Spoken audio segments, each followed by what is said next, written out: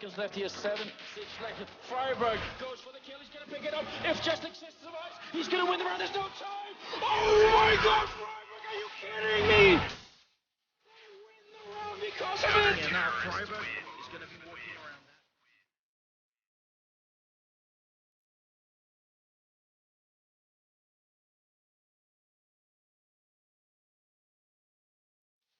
Hello everyone and welcome to another episode of By the Numbers, aka Hot Mics the whole time.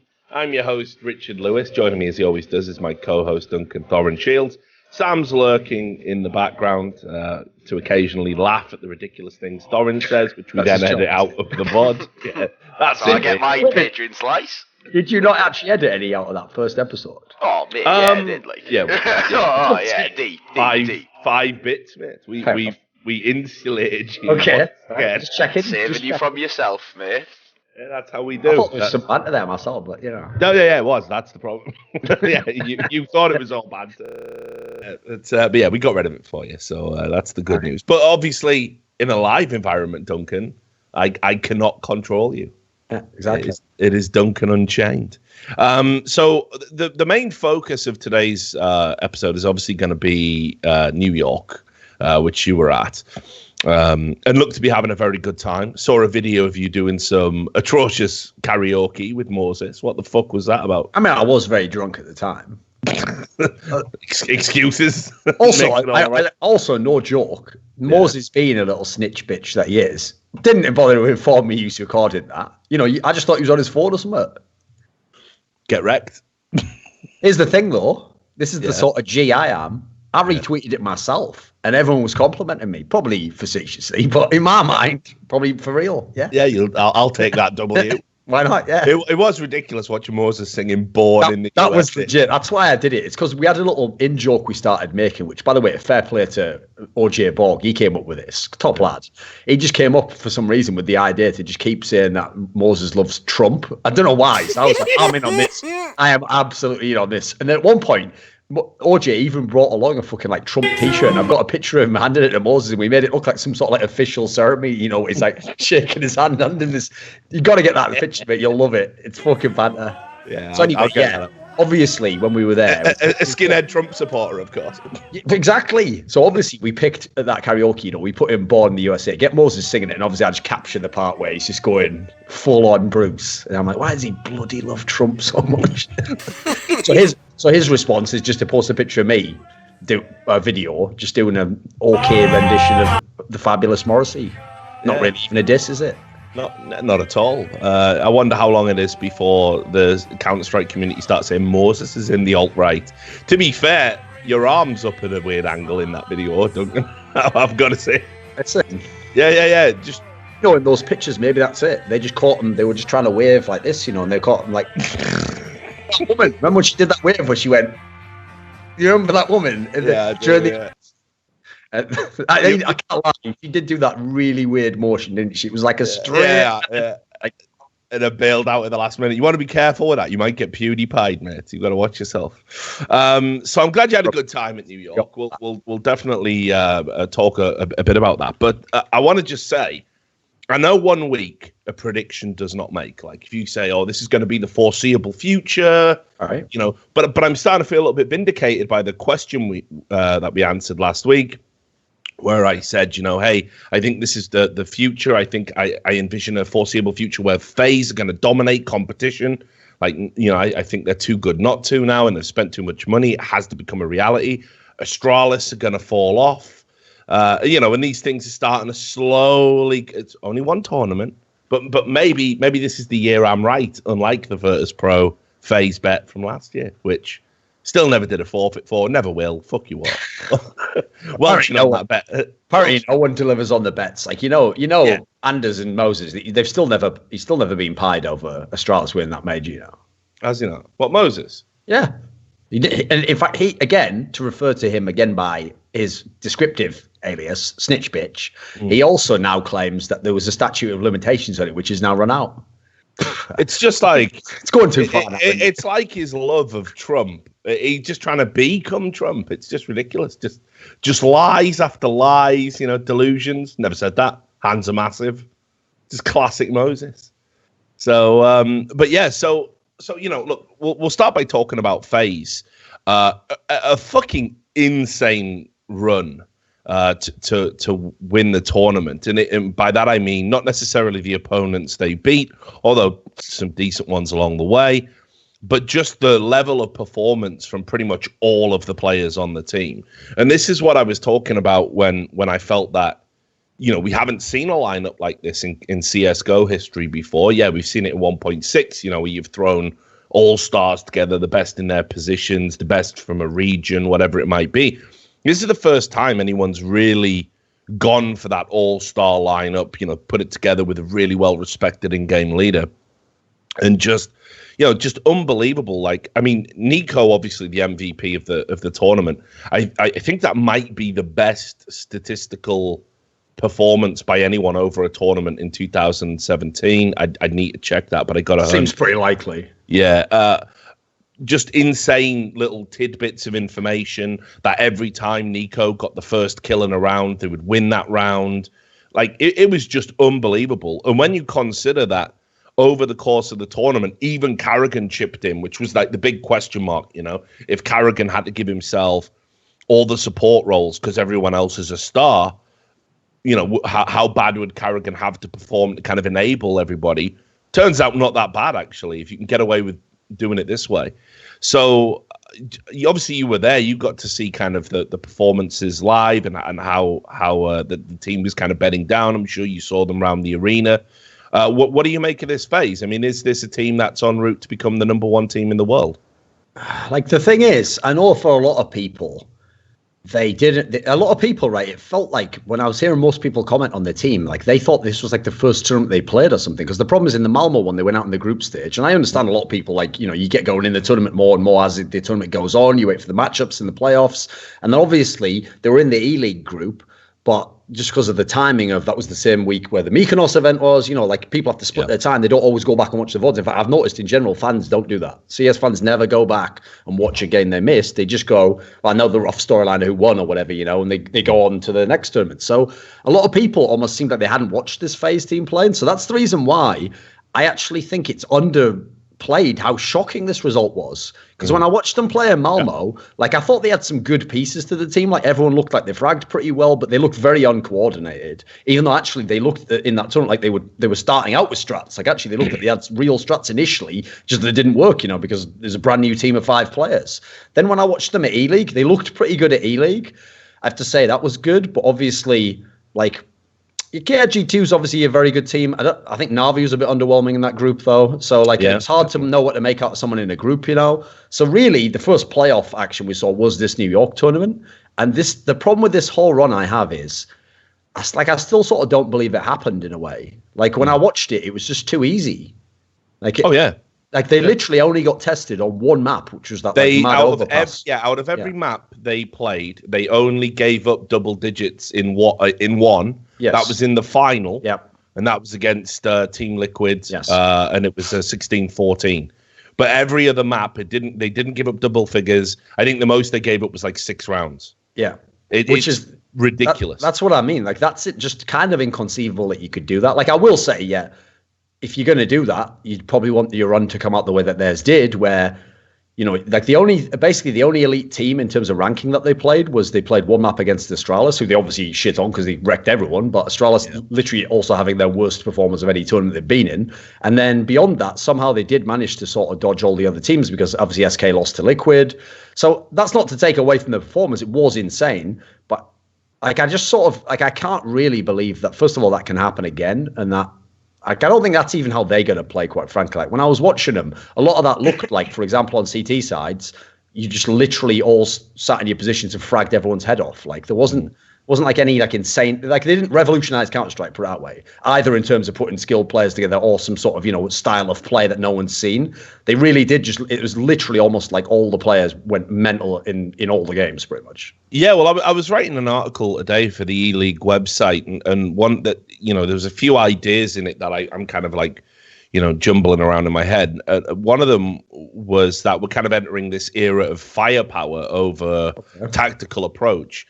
And by that I mean, if you look at all of these so-called super teams, I don't think they're doing anything where they're reinventing the wheel. You know, G2, when they won in Malmo, they didn't necessarily play on this like super high tactical level. Just if you've got Kenny S going off, if Shox does what Shox can do, Body's been a fucking revelation for me. I think most improved player probably since, you know, over the last 12 months. If all of that happens, you're going to win games.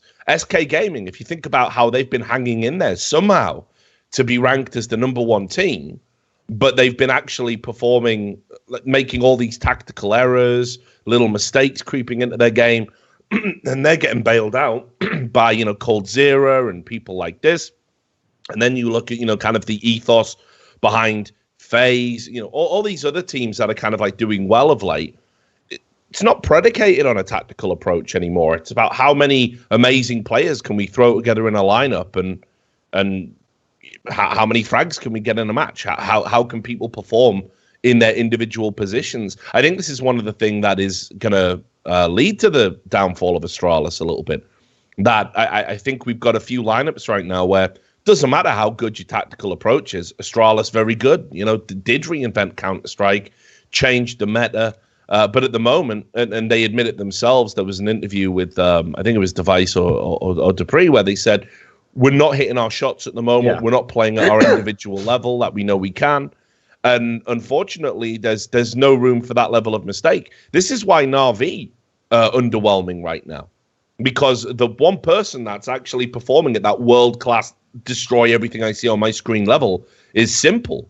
And one of the other ideas I put in this article was that I think Zeus is actually probably, you know, obviously surrounded by women and money, but just as he rolls, you know. But while he's lying down, he's probably regretting his move back to Na'Vi in a certain way, because if you look in terms of overall firepower, I got to say it. I think Gambit are a stronger team than Na'Vi in terms of individual levels right now. I think, you know. Right now, I'd want to swap Hobbit for Flamey. Right now, on current form. Yeah. Edwards and Adren, there's no comparison if you want to go veteran to veteran. And Seized has been woefully lacking of late. And, you know, Dozier might be a fucking walking meme. Like, basically, if you turn Pepe into a human, that would be fucking Dozier. But he's definitely performing better than Seized. So, and I think it's all predicated on firepower. Gambit's success is firepower. You know, for all the storyline about Zeus and this great tactical approach he had, you've got Adren dropping 30 every fucking game. You know, I mean, put it this way: that even though obviously, listen, every lineup is a bit different when you add in a new player. It's not like you're just changing one player for another. Obviously, there's like it has an impact on the other players. I have to say, Gambit's success after Zeus does make you think, well. Yeah. Like, here's the problem. Obviously, when he joined that lineup, remember, like, Hobbit joined shortly after. Like, it made it seem like, because you were thinking Gambit, well, they're not even a relevant team. It feels like he went and took a bunch of nobodies and made them all fucking mega. But you look at it, actually, their development into the major winner was a bunch of them are becoming really fucking good players, like Adren, Hobbit. Obviously, now they are good players with or without Zeus, you know. So, like, I would certainly say you've got to have some fucking banging players if you want to have any chance to win at the moment. Yeah, and so I mean, just on that thought, then, you know, is there a chance that? Because look, I don't want to overplay it. I saw some fucking idiots on Reddit who were like, "Hey, all Karrigan has to do is say to the players, go here and get kills." What a shit in game league! Like, yeah, I'm out. I'm tapping out already. Like, your fucking levels of stupidity are too much for me. But that being said, I think sure you've got to have a tactical backbone. You've got to have that spine within the team. But I do think it's not as important right now in the current professional era. I think basically if you're the lineups that are capable of winning tournaments, if their stars turn up, they'll win. I mean, you know, it's about who's going to turn up on the day and drop the kills. You know, and like I said, a Na'Vi are not in contention for me anymore. You know, it pains me to say it. I've been a Na'Vi fanboy for the longest period of time, but like Simple's got to be fucking thinking, get me out of here. Like, I mean, you know. And like I say, Zeus has definitely got to be looking over at Gambit thinking, fucking hell, actually. I could have still been in contention to be winning tournaments. I don't think he's going to get that at Navi. So I don't know if you agree with that. I don't, or if if it's just looking that way because SK Gaming are having a bit of a lull, Astralis are having a bit of a lull, I mean, what I would say is this: like, first of all, I think like FaZe is, even among those teams with like really skilled players, I think they're going to be like an outlier, like, because obviously, first of all, they have such outrageous talent stacked together, which other teams can't do, Other teams, I think, will end up more like Mouse Sports, Optic, these teams where it's like a bunch of good players and maybe there's one or two could be world class, but the rest are like, you're just doing that because you couldn't get like another 5 Danes that would make sense at this point in time, So I think FaZe might be the most extreme version of that. But it's always been my philosophy that basically, like, one of the things I like about Counter-Strike actually is I think in theory every style of play can work. So to me, it's more like, I always think there's like a meta game within even how you recruit players. Like if you see teams like FaZe and actually even the SK team when they were winning, like they had 3 of their players would be like, MVP level numbers every tournament. When that's happening, then it's going to be easy for the teams that lose to them to see, hey, well, if we had a bit more firepower, we match up better in that regard. They don't have an edge in that sense. So I do think that people kind of like, they always say it in like the NFL and the NBA, right? It's a copycat league. People just do whatever they think the best team's doing, and that becomes kind of the current meta of how you want to play the game. So I think that is an element. So I think the counter to that is like I think you will eventually get an Astralis type team where, everyone fits a set role rather than is necessarily the best player, The problem is the difficulty, if you notice, with any of the really tactical teams is that you have to basically everyone has to be pretty good at their role. You can't really have people kind of having off games because especially if you've gone like Astralis for me is a team that goes very tactical. Like they're not trying to make an all-star team. They're trying to think, right, if everyone can do each one their role, this tactic is better than the opponents. Now that may well be true. The problem is if you want to talk about like a game where it doesn't quite work or the other team's doing amazingly, they are going to lack firepower for obvious reasons, like Kirby's had, this is actually his worst event ever. And he's actually been on a decline the last 3 to 4 months. The fact that they could still make top 4 shows how good the fucking system is that they can sort of make up for a player literally going downhill in his role. But it's going to be hard. Like if you think about Astralis at their peak, it's not like they were smashing everyone who win the tournaments as it was. And that was with everyone working really, really well at the beginning. So I do think that to do the tactical style, you have to be, first of all, fucking amazing at the tactics. And then secondly, it's not that you all have to be incredible players, but you have to be above a certain threshold. It's hard to have a player or two who are like lagging behind and then make tactics. But like, for example, in the Na'Vi example you're giving, I agree. If you look at that lineup right now, unless Flamey, he's the only one I could see doing it, like literally gets like 1.5 times better, that lineup won't work. So if anything, without being able to do a roster move, they probably have to get even more tactical to try and make up for kind of their deficit, and have some edge on the opponents. Whereas at the moment, Zeus has come in, and I assume because he has Simple and Simple's going up, you initially probably want to say, hey, let's have a little bit looser style, let's see what he can do here, and then I'll hopefully build tactics over time. So I think there'll always be that kind of like ebb and flow between the two, and it'll depend who's more successful. It's just that to me, the reason why I think a lot of teams have started to load up on skill is because it is the shortcut. Now, it doesn't always work, which I will say. That's why I think FaZe is the ultimate outlier. I think you could do that. You could make a FaZe type lineup now, and it could fall on its arse completely if people work together. But it will always be the ultimate shortcut. That's the same reason why people aren't wrong when they ask for a roster move in teams like Virtus.pro that are doing badly. Because at the end of the day, if you kick out the player who's got the most problems and you brought in someone who's good and they didn't have problems, you've fixed the problem overnight, haven't you? Yeah, I mean, this is an interesting point.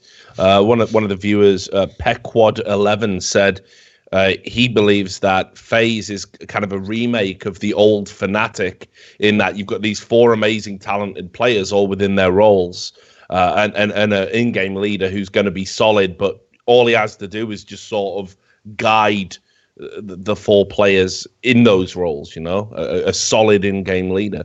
Do you agree with that? And if you do follow that logic, then are we going to see the era of dominance from FaZe that, I think we will see it. I think FaZe will now go on and dominate for the next 3 months is my thought. I can see where he says that, but I think the difference I would say is that some of those players made their name in that Fnatic lineup. The reason we now consider them legends is because of what they did together with that 5-man lineup. And so I think that was just something where over time, for example, I thought that was a great lineup for kind of pivoting, depending on who was playing better at any one time. They could somehow sort of base himself around that strength. Like if you remember when that lineup first came together, they wrecked it, and JW was like killing everything. And then after that opener, he went heavily off a cliff, but they actually won more tournaments after that. So it just shows that if you can actually switch up in that sense and still kind of find something for that guy to do, while someone else is the star player, obviously Olafmeister was like the best player after that point, then that's a very rare quality. So I think so the problem I have with that example is that's the reason why I think it's really bad to use the term super team sometimes. Because for me, I don't know what your thoughts are, but I always think of super team is where like it's like if a superhero squad was made, they're already superheroes before they join the team. That's why it's a super team, you know. It's not a super team if you kind of make the team and then they win everything. And then after the fact, everyone goes, well, since you won, you must have been the best. That's kind of like you've reverse engineered a super team out of that. So the problem I have with the FaZe Clan result is, like, this might sound ridiculous when you consider they battered everyone, but I kind of don't believe they can do it like that again. Like, I think they can certainly be very good. The potential is obviously mental in the squad. I think that ceiling's very high. But I actually think if you put them against who I consider the good teams, I think there'll be some parity. I think they'll put it this way. At the moment, yeah, they're probably an odds on to win some events. If they'll dominate and be number one, though, I'm a bit less sure about. Like, I have a few kind of aspects that are a bit niggling still for me. All right. Well, look, let's bring up a question that was a hangover from kind of the last episode. Obviously, your internet went down. Classic Dutch internet, known for it. But somebody asked a question about Virtus Pro and in relation to they've swapped all the in-game leaders around again. So it's is it Snacks that's doing it now? Oh no, Taz is back. It was Snacks. I'm not sure. I can't remember in the current thing if it says that Taz does it now, but that's actually something, by the way, which leads into the storyline of this event, which is that basically what happened was Pasha apparently said in some Facebook post that Snacks was going to stop being the in-game leader and that Taz would become it. And apparently that was just like a troll or his thoughts on what should happen or something. It wasn't actually news. So apparently at this event, it was still Snacks. But after this event, which by the way, obviously was fucking terrible for them. Now apparently Snacks is stepping down and then did so with a post that was kind of like, I mean, there were some shots in there, basically. Yeah. No, this is the thing. Really weird shit going on with Virtus Pro at the moment. Just like, it's so hard for me. I can't remember a phase where they were like this. Like, every time they had problems and they were facing this adversity and there was problems within the team, they were always like a very cohesive unit. Yes, they'd swap things around, but it was always, hey, we're gonna do well. We're gonna do this. You know, we're gonna make these changes, and we know we'll be back to winning. Now it's like you see these like random tweets or Facebook posts that get translated, and it's like, you know, Snacks is like saying dark times ahead, and everyone's going, haha, it must be a troll. Yeah, and you would think that, right? Because they're always super positive and don't usually get bogged down in that bullshit. But I'm not so sure anymore, honestly. They've had like a few little digs at each other about, you know, who's more suitable for an in-game leader. They seem really despondent about their ability to pull out of this fucking nosedive that they're in. And I can't remember a time where I've seen them like this, where it's like they almost know the team is irreparably fucked and they don't know how to go about fixing it. And there aren't any options. You know, let's be real. Some of the second string Polish guys have been in action. You know, we got online games and qualifiers going on at the moment. Pick any fucking Polish name. There's no one fit to even lace the boots of any current Virtus Pro player. And that's with their form being as terrible as it is. So where do you go? Unless they're willing to fucking move away from the Polish language and maybe look at other options, they're stuck as a 5. Plus, that's not to mention, we use this phrase a lot, the golden handcuffs. It's great when it works for you and you're making all that money, you know, and you've got job security and, hey, maybe you get dropped from a team, but you're still being paid $25,000 a month, you know, to just sit on the bench and stream. Brilliant. Love that. But I think these guys can't go anywhere. You know, they themselves, imagine Snacks, for example, if he had been available to join the likes of a FaZe or another one of these touted super teams. It's probably in the back of his mind. He's a young guy. He's an amazing player. He's a world talent. it could very well be in the back of his mind that he wants to go. You're going nowhere. You're going nowhere from Virtus Pro. You've got these super long, expensive contracts, and all of a sudden, I think what looked like security is now starting to look a little bit like a fucking millstone round the neck. So yeah, really weird. And like you said, the few little pops at each other, that's not like Virtus Pro. That's not usually how they operate. It's usually them against the world, you know? I think that's, to me, the reason why you're seeing all this, though, is because the dynamic is, like, I get the sense that, I'm actually very skeptical as to whether these players even have the authority to kick a player. Like, one of the reasons I always thought in the older days of CS, you never used to see things like this, like public outbursts and stuff, is because actually, as soon as enough people in the team aren't happy with someone else, you just boot them out. It's problem solved. It's actually the entire... What's funny is there'll be moves from the outside where we're like, why the fuck are you kicking him? That's a really good player. And you were actually doing... I thought you were good in your last game. But what you always would find out is that, you know, that player like has some sort of personality issues or doesn't come to practice, or is that he has a difference of opinion with a player where it's irreconcilable and that guy's the star player or the chosen player in the team who has control. The difference is now we have to try and intuit what's going on when we know players are locked in for years and years. And in theory, what is a massive org that it would appear to us, the org has control over the players, not the players over what the org does. You know, that seems like a team where I don't think they get a whole lot of say in what happens. So when I see these vlogs, this sounds to me like someone who can't actually kick someone out of a team or make changes. So all he can do is come forwards and make posts where you imply things or you suggest things, and maybe there's even gamesmanship where you're trying to sort of play a game with the people in your team. Like, I want this to happen. I've seen teams do that where, you know, in professional sports where you're locked in, you know, where what you do is you can fuck with your teammates a little bit. Like, they're not really, if they were giving me, actually, I remember there's a bunch of teams where if you gave me the ball more, I think we would have won that game, you know. It's that sort of thing. Really, the message is for your teammate, not for everyone listening to the interview. They don't know anything about that. So that's what it feels like in Virtus Pro right now. Although the part I don't really agree with is, like, I agree, if you look on current form, there's probably not many people in the Polish scene who should, like, there's no one, like, jumping off the page like Electronic is, okay, to get in an RB. I agree on that level. But what I would say is this.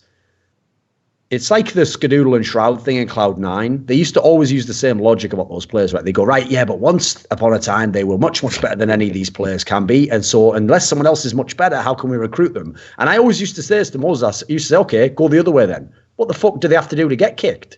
Just play infinite tournaments badly, but go well. Unless you can supersede my form from 2 years ago, you could never join my team. You know, eventually it will reach the point where you have to give someone a chance, I think. So I would agree. Personally, if I'm Virtus Pro, I don't know. It's one thing if you're from like Denmark, if you want to keep all 5 players. There's so much talent there. You probably get 5 amazing players and get the benefit of all being Danish. That's probably a win-win on every level. If you're from Poland, who the fuck's to say there even are 5 good players, including Virtus Pro in Poland right now? Maybe there aren't. You know, there's some pretty good players from fucking Norway, but they're not all trying to just stick in one team and make a squad. They understand you have to go elsewhere sometimes if you want to be in the best team. So at this point, I kind of feel like unless the org doesn't allow changes, I have to question the desire to win from Virtus Pro. What you're just going to sit around forever and just fail every tournament? Yeah, but I mean, this is the point, isn't it? They're in a position where the fans don't cheer Virtus Pro for what they do, for the trophies they win. It's nice when they do have a deep tournament run, right? It justifies that support. But people support them because of who they are, what they were. Virtus Pro, as of now, is NIP when they were just like no longer won stuff, you know. But fans are I love NIP. Oh, they were close. Except the difference is the results are even fucking worse now than NIP until the very end, you know. So, yeah, I don't see what the point is. Yeah, you know, it's a very good comparison because it's like, and here's the thing as well, you know, all those fans that kind of came late to the party and are like, yeah, bloody Virtus Pro, we're number one, like, and that they're all there like thinking, fuck, yeah, we're gonna get back to it. I really do not think you are anymore. And like I say, the terrifying thing is, I think that you can look at a team and you can theory craft a solution, right? If something's bad, you know, Cloud9, me and you would be like, well, let's get Shroud out. His heart's not in or whatever. Or get a good in-game leader, someone who can micromanage Skadoodle. There's a theory there. We might not be right in that theory, but it's something we believe and it's an idea. It's a thought process. I can't do that with Virtus Pro. I cannot sit down and theory craft a fucking fix. I can't do it. I don't know what. You know. I'll tell you why though. Here is the unspoken reason as to why it is impossible to fix Virtus Pro, because it almost certainly involves removing one of Neo and Taz, and this is one of those areas where every fan that thinks that like you shouldn't flame people just don't even talk anymore, because everyone flames people, right? So for example, right now, Simple's level is like unbelievable, right? But if you read any thread about Simple, there'll be people in those threads, not like random comments. There'll be people who have like, opinions that were generally agreed with, who'll be sort of like, well, but has he still learned how to work with his teammates? Perhaps he's selfish and he's right. Even when he is doing objectively almost the best a human can do in the game, people will criticize him because they don't like him, right? Yeah. You will find almost no one who is ragging on Neo and Taz right now. And Taz was god awful at that Mykonos event, and Neo's been bad the last few events because they are Counter-Strike royalty. So at this point in time, every bad game is forgiven. Like, if people will even use that logic of like, well, the others must be doing something that's making them play bad, which is the equivalent of going like, well, did you make his tea badly when like the woman's like, my husband beat me? It's like, well, what was it? Were those fish fingers burned? That's not really the relevant point, is it? It's like, I do not condone violence of any kind. Nah, but were the fish fingers burned? That's what it's like with Neo and Taz, Nobody's calling Neo out. He's been absolute dog shit. And part of it's what you're saying. It's people who are late to the party and they've heard all these wicked stories about how he was a legend and how he's still super clutch last year and he's just got a winner's mentality. But as a result, he's allowed to have infinite bad games. So the real problem is, right, I guarantee you, if both Snax and Bialy were shit in the bed for like 7 months, right? Bialy's been good, Snax has been bad, right? They've one up, one down, which is kind of the way it's always been with those two. If it was both of them were terrible, and the thing was, we just have to remove one, I think it'd happen. The difference is Neo and Taz, they're the legends. They obviously have been in the team forever. And then thirdly, if we have to speculate, presumably they have more pull with the organization than a Snax or a Bialy does. So I feel like that's the problem right there. If half the team can't be caught, what are you going to do, I'll still go back to the ES Force management example as well and just be like, look, if you're giving a fucking Mercedes to one player because he was the supposed captain at the time you had a deep run in the tournament, there is obviously an element of favoritism that's quite obvious to see. And, look, these guys, especially the younger players, they haven't made the same amount of money. You know what, Rich? They make 25 grand a month in that team. Yeah. I think at this point, if Taz wants to stay, he has to buy everyone else a Mercedes. Yeah. Exactly. You want the fucking rules, motherfucker. Yeah, I mean, this is the point, isn't it? It's not that... Okay, let me just... I can only speculate. Maybe they're all one big happy family. Maybe they're all going round to each other's house, and hello, Mrs. Snax. Is Snax in? Can they sit down, they have sandwiches together or whatever. I don't know. This is a fucking terrible example. Caviar sandwiches. Yeah, caviar sandwiches, of course, in the back of a Mercedes. And they're all playing, and they're playing football with each other and that. And they're having a good laugh and they're loving each other. Maybe it is like that, but I don't think it's like that at all. I'm going to read you the statement that Snax put out today. And if I was a young player and I'd not got mine yet, like Neo, Taz, like you say, fucking CS royalty, been around for years, been at the top of the game for years. One of the most desirable types of players to sponsor, definitely made their money over the course of the game. Probably have got money saved up, bought houses, done whatever it is. If you're a young player and you're in that team and you're playing better than those two, and then a fucking shadowy guy comes down from fucking ES Sports and goes, my friend Taz, I don't know what again, I won't do the voice, shall I? I have bought you a Mercedes. You're just going to be thinking like, how fucking tilted are you going to be? How tilted are you going to be? That there's this clear favoritism to two people that are underperforming. And your Snax, like you say, Snax is going to be one of the best fucking players in the world again at some point, if not the best. That's a fact. He's still in his early 20s. If the game goes on for another 10 years, there'll be 1 year where Snax is the best player in the world again, undoubtedly, right? So what's going to be going through his fucking mind? Like, he knows how good he is. He knows that his skill ceiling now is higher than Neo's can be, higher than Taz's can be. And yet he's been pushed into the sidelines and, you know, sort of also been told, hey, your in-game leading's the problem. Like, motherfucker, right? So I'll read you this statement, and I know, Duncan, you're very good at reading between the lines, so you'll be able to tell, you can tell me what you make of this. So this is the full translated statement from Facebook. Finally, the time has come for which everyone was waiting. For that moment, I am done with being an in-game leader. I don't think I was a bad leader, and we're doing it pretty well. My leading from one side was to free Neo so he could focus only on his game and be better, but that didn't work out. But the older part of our team couldn't adapt to the style I was aiming for, so they were looking for issues at every step. I think this decision is good because some people are missing skill, which could propel the team forward. Again, I will probably have a free hand to play the way I want. I hope that it will be enough for that moment to push this team further than group stages, because lately no one has been shining with skill except maybe Pasha. It's amazing that for the greater good, I, one of the better ones in this team, have sacrificed myself as being a leader to set the team in order, dropping the possibility of me being a top 20 player. But in this game, all that matters is being a team and playing as a team. I thought the older crew was looking for problems everywhere when everyone should really be focusing on themselves. I mean, that's not happy fucking families. You know, I don't need to be fucking Sigmund Freud, like, I'm detecting some animosity towards some of your teammates here, you know. Were you breastfed? Like, it's fucking ridiculous. Clearly he's pissed off.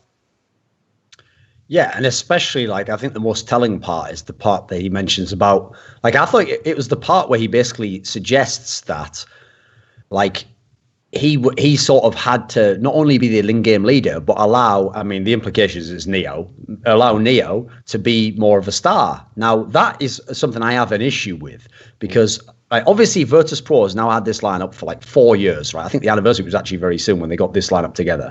And over that time, because they've had their ups and downs, you know, and they've had times where they looked like maybe they wouldn't win a tournament because they would always lose in the semis or whatever it might be, you know. Over these periods of time, I've had many conversations with Neo, Taz, a bunch of the players. Obviously, some of the other ones didn't speak as much English back then, so it's mainly the ones I know from 1.6.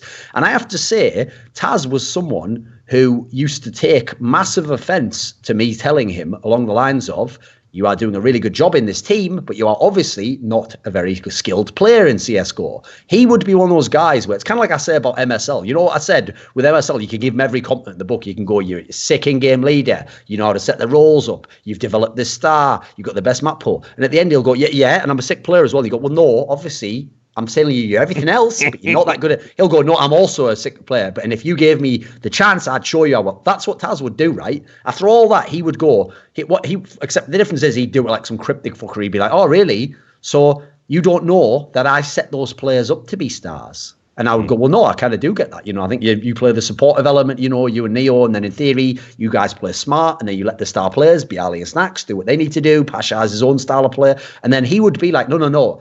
What I'm sort of telling you is, I could be the star of this team again. I go, dream the fuck on, you.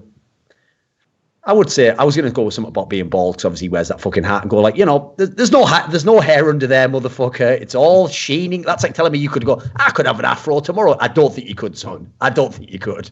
So I think they really thought that. I think Neo and Taz really believed that to some degree, you know, that they could, you know, well, you know, we're just riding these guys now because they're hot. But if we ever needed to, we could be the stars again, like we were in 1.6. It's like, listen, mate, come on. If we've learned one thing that we can all unanimously agree on, it's that almost none of the 1.6 players who were stars actually are stars in CSGO, right? If we looked at it, they all survived either by like changing role massively or doing just not as well. That's it. No one really, there barely any continued as stars from 1.6 to CSGO. So I haven't seen either of those two legitimately be stars in CSGO. Like Taz was pretty good in the very early days, but it was like very early on, you know. Yeah, he undoubtedly, but yeah, very early. Yeah. Like if anything, what I really respected about them was that they did take the hit. They were willing to be like, we were the stars, but you know what? Now, in order to succeed, we must make other people the stars, including, yes, people that you took from obscurity, like Bialy and Snacks who did fuck all before you. And yes, you to some degree probably make them look better than they ever could have on their own. Like someone like, I always thought Bialy was a pretty rigid player, you know. I imagine if he didn't play with Neo, he probably wouldn't be considered some superstar talent, you know. I look at some of those other guys in the Polish scene, some of them have good aim, you know. If you put them in a team where they aren't being supported and no one kind of knows how they want to play, they probably would be very up and down, I think he would be as a player, you know. So I can totally get all of that. But if any of this is true, that Snacks had to stop being the best player in the team and play this style that was going to let Neo carry. And by the way, Neo has not only not carried, he has been a fucking he carried for the other team. He's been the MVP of the other team. Then at that point in time, I think that's pretty justified to be a bit pissed off, you know. Yeah, it's really weird. And like, obviously, classic fan reactions, which kind of underlines what you were saying, you know, where it's like pure arrogance from Snacks. Like, brilliant, isn't it? Yeah, pure arrogance. Like, come on, like the kid's getting fucking wrecked. That's what I mean. If you are CS royalty, you don't get treated like the normal people. Everyone else is on. It's fine to diss anyone else. Let's admit they'll even diss people. By the way, like Nico. And he has sick players, you know, in theory, you know, there would never been any massive incidents where you should dislike the guy. But if they have bad games, people will go in on him. There's certain royalty it never happens with. And the problem is that's why it also reminds me of Nip. Because with Nip, there was always that sense that you just couldn't ever criticize that core four. Like, people would always find an excuse for him. And so it wasn't until it got so bad that they weren't even making minors that they made the big change that you're wanting to make. So are we going to do that with Virtus Pro? We're just going to ride this to the very end, where in a year from now, they don't make it out of the EU minor and then go, oh, I guess now it's fine to, you know, get the most expensive team in the world to actually have a good lineup. I mean, you know, there's a few people kind of focusing on the idea that, you should remove Taz. You know, look, I think the problem's fucking deeper than that. I don't even think it's necessarily about changing one player, because it's not like they suddenly became, you know, it's not like they don't have the capability to play at a level well enough to perform, right? Because we saw it relatively recently. We've seen it in 2017 in brief flashes. But, you know, look, there's a lot going on. You got one player with fucking, you know, married, 2 kids. You got another player just recently got married. You got another player married, kid. There is a fucking look. I'm not saying one of the great things about CS is that you can play into your late 20s. Undoubtedly, you don't get fucking reamed out like you do if you play League of Legends professionally, where it's just like some shadowy owner just keeps you in a fucking content creation gulag. You stream for 8 hours a day, you practice for 8 hours a day, and you sleep for 8 hours a day, and then everyone goes, oh, bloody hell, burnt out by 24. Why could this be? You know, like, but I got to say, like, I still think to a certain degree, it's a young man's game, you know? And you look at all the talent that's been bursting through in, like, the CIS region and stuff. All the teams that have veterans in are being buoyed by this, like, unbelievable, you know, young talent coming through. And Bialy and Snacks, as good as they are, and I still think Snacks can be a top player in the world, Bialy less so.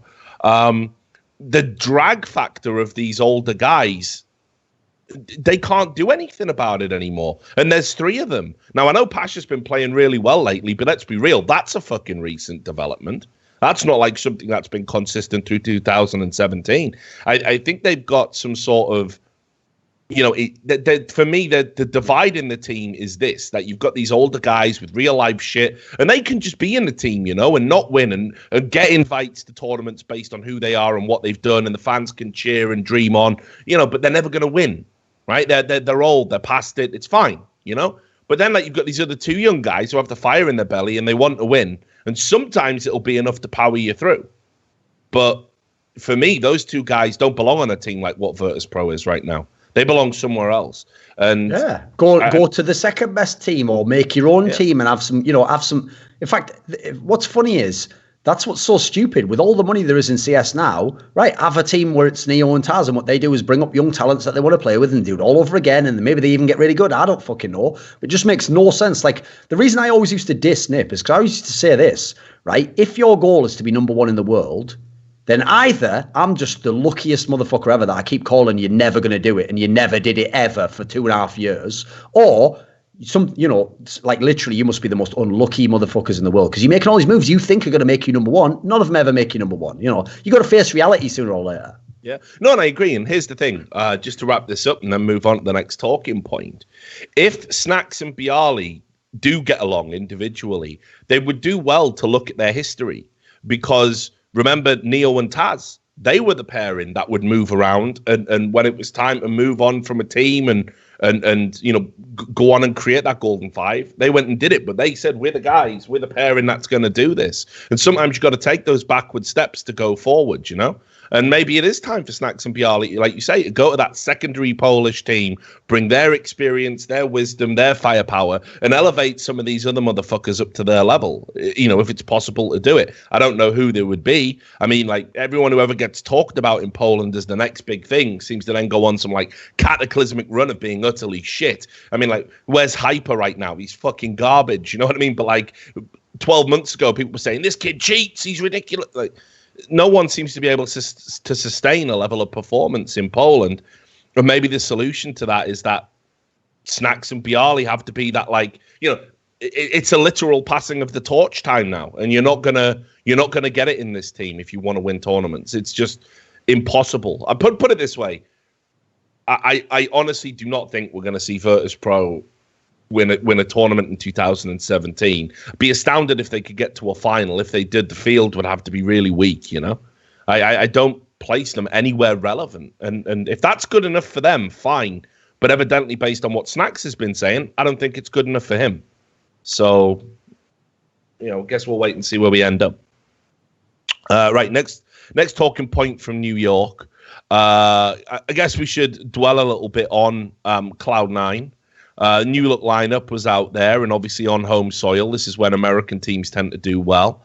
Had a bit of an interesting kind of run. They were able to beat Na'Vi, which, again, based on what I said earlier, I don't put any great stock in that. But they beat them in a best of one, and then followed it up with a 2-0 in a best of three. So I suppose that is a decent result. They lost to SK, and then eventually went out of the tournament to the eventual winners phase, and were just blasted. I mean, there was footage there of Skadoodle. Looked like he was about to fucking cry at one point. He was just getting straight wrecked, and Guardian dominated that series. So what do we make of Cloud9? Because we've had a bit of time now to process where they're at and whether or not the parts can work. And Tarek's been doing the in-game lead-in, and Tarek's level of performance individually seems to have improved from what it was over in Optic. But I don't know, I kind of feel that this should have been a massive upgrade for Cloud9, but in terms of results and performances, they're in the exact same fucking place they were, actually, with Nothing and Shroud. I mean, first of all, like, the problem with that team is this is actually their third LAN now, because they did let me think. I think they did Malmo, Montreal, and New York. Actually, let me think. I'll just double check that. Did they actually? Yes, yeah, they did 3 LANs now. And I always have a rule, right? That usually, I say it's between 3 and 4. Once you've played 4 LANs, we know who you are. You're not going to go 3 times better than that. You're probably not going to go 4 times worse. You're probably in that range. That's a pretty good, you can drop, because odds are you've played a bunch of different opponents. You've had a few different chances to place. If you had one tournament where you play the champion in the quarterfinals, right, that's probably not going to happen 3 times in a row. So if you actually are good enough, it'll show you who you are at that point. After watching this Cloud9 play, this is a team that will just be like bottom of the top 10. That's it. Like they literally are like a shit man's phase, because they don't have a really good in-game leader, but they have a bunch of players who are NA skilled, but that's it. The style of play doesn't even look that cohesive, No. They have a couple, like the fact that they're beating Na'Vi. Mate, Na'Vi was a dream matchup for them. Like, Na'Vi's willing to play them on Mirage and Train. It's like 2 of the only maps they even fucking play at the moment, and they're half decent on. Like, you almost couldn't wish. And Na'Vi, obviously, an absolute train wreck of a team at the moment. So it's almost a dream matchup for you there. I think I think if they'd been in the group the Team Liquid was in, I don't think they get out of the group. I think Astralis would beat them and get out. So I think even getting a top 4 here was good for Cloud9. You look at the team, I think it's a mess, because first of all, Skadoodle was terrible. And yet, remember, the theory was with Skadoodle, give him time. Or the ones I can't handle the most, I've mentioned this many times before, is the ones that are like, he would be a good player if he did X, Y, and Z. Well, who gives a shit? Do it then, or forget the fuck out. What do you want? Or if you had an in-game leader who knew how to use it. So what you're saying is you have a player who's incapable of playing the game well himself without insert name of player we can't get. Well, then again, not really very useful, is he? That's like saying, I have a DeLorean, I can go through time. How do you do that? Just put a flux capacitor in there. Shut the fuck up. They don't have one, do you? It doesn't work. all you're going to do with Skadoodle is drive into a wall at 88 miles an hour because you're never going to hit. Well, it doesn't really matter what speed you go. You don't have the flux capacity. Kids out there, it's not about hitting 88 miles an hour. That's what I'm saying. You have to have the flux capacity.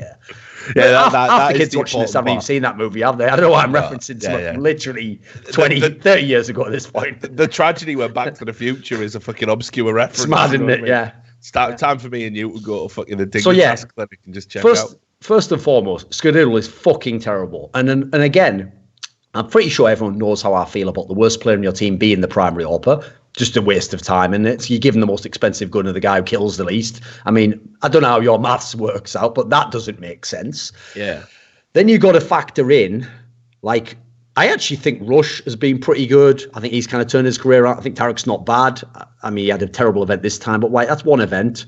Stewie 2K, I have to say, just hasn't been good in a few months. Like here's the thing, relative to his old level. Before he was like the best NA player. He was straight carrying almost every tournament. That just never happens now. So here's the problem we have with Stewie 2K is in his era, the in-games leaders he had was like he had automatic briefly himself most of the time, but before Slemmy when no one really knew what to expect.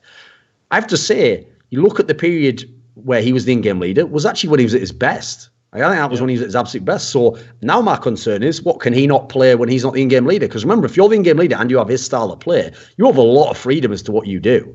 You can do shit and it might work out for you individually, and then you could go, "What are you doing, guys?" It's like, well, you would never do that in a tactic, would you? If you had an actual approach to the game, you wouldn't be playing freestyle. So I have to say, I think this team's a fucking mess right now. Like, Automatic's still a good player. Rush is pretty good. Stewie 2K is probably redeemable, but like, where's the components to be a world-class team? Meanwhile, you contrast them against Team Liquid. Team Liquid on every level is a fucking better team. And I realize they didn't get that potential for a long time, but now they've got the potential. I don't see the move in Cloud9 that makes them get the potential Team Liquid shown now. Yeah, well, I mean, look, so looking at Skadoodle from a statistical standpoint, right? If you discount all the lesser American tournaments and you discount like online games and you look just at LAN performances, and we'll go from the end of like 2016 right through 2017. This is going to be, I can tell already. Well, no, right? So okay, IEM Katowice, he's on like a 0. Again, we'll just use the brand new 2.0 HLTV ratings. He's on 0.85. Not great. 0.89 at DreamHack Austin. At the ESL Pro League Finals, Season 5, 0.9. Then at DreamHack Open, 0.9. This was when we all started talking about, is he back? Has he finally turned the corner, And even I said this, because like there's nothing more than I fucking hate where it's just like we're consistently criticizing one player over and over again because you feel like you're a stuck record. The fans are just like, oh, give him a fucking just stop, please. He's already dead. Like nobody enjoys it, But he did play really well at Cologne. 1.04, which again, remember in this new HLTV, anything over 2.0 is really good. In Vegas, actually, before that, 1.23. So he had a brief flash of what he could do. And then obviously at the major itself, 1.11. So he had those were two back-to-back events in Cologne and Krakow where he played particularly well. He's just come off the back now where, again, 0.9, 0.9, negative kill-to-death ratio. And then this tournament here in New York, he's minus 34 on kills to deaths, 0.7. Yeah. That's one of the worst AWPers at the tournament, if not the worst. So... Terrible. Yeah. So, I mean... I don't know what you do right now to kind of... Because, look, here's the thing. If it feels like we're consistently going after Skadoodle, it's for the reasons Duncan says, and that is that you are the AWPer. There's nowhere to hide when you're the AWPer. You must make a contribution. Yes, you can do it defensively. Yes, you can do it aggressively. But in the same way, there was no fucking love for JW when he fell off a cliff. Oh, Rich, think about this, right? People who criticize Device always say the same things. Yeah. They go like this, right? Just goes for the safe kills, just gets the exit kills, just gets eco kill, right? Can Skadoodle not do that? Why doesn't he just pad his record and get all those kills? Yeah. Because remember, I always say this, right? Your only excuse for having bad stats is that your team wins and does really well. Because then maybe there's some special case that you have that we don't understand, like Neonte has in the past, like we were talking about. Maybe you're doing something so special in the game that you don't have to get kills and you can still win the game. Well, he's not winning the game, if, and he's not getting If your teammates kill everybody else, sure, there's no one for you to kill. But his team is doing shit, and he is doing shit, and you look at him and go, this is a pretty shit player. And what is the only comeback? Well, 2 years ago, shut the fuck up. Like, come on. It's 2017. What do you buy? Do you buy into this theory that, like, if he had an in-game leader who could micromanage? Like, first of all, I will say this, and this is just my in-game philosophy, that if I was a coach of a team or a manager of a team or an owner of a team, if an in-game leader was having to micromanage another player to that degree to coax a big level of performance out of them, I'd cut them immediately from the roster. I agree, because it's not a good sign, right? No, I wouldn't want my in-game leader tied up like that. It's great if you can find 3 other players that can deal with that deficit, but an in-game leader needs to be thinking macro, not fucking micro. It should get this micro. Did you throw this flash at this time? The little details, sure. Individually managing one player's performance just to be able to perform, and fuck that noise. That can never happen if you want to be a truly great team. So I don't know if you buy into this theory, because sure, we've seen evidence of it, that when Skadoodle is micromanaged, and Dazed himself has said it, if you micromanage Skadoodle, he'll be one of the best AWPers in the world. That can't be the philosophy moving forward for Cloud9. I mean, is this something you think that, maybe they've just got to take the hit, and maybe that's how Tarek needs to spend his time? Because I think Tarek could do it, but I just don't see what the point is. Like, here's the difference. In the teams where Skadoodle was the star AWPer and had these in-game leaders we're talking about, Sean Gares, Dazed, he was like if not the best, top 2 player in the team. So if anything, you could justify the resources of having like half of the brain of your in-game leader be used to help this guy press WASD on a fucking keyboard.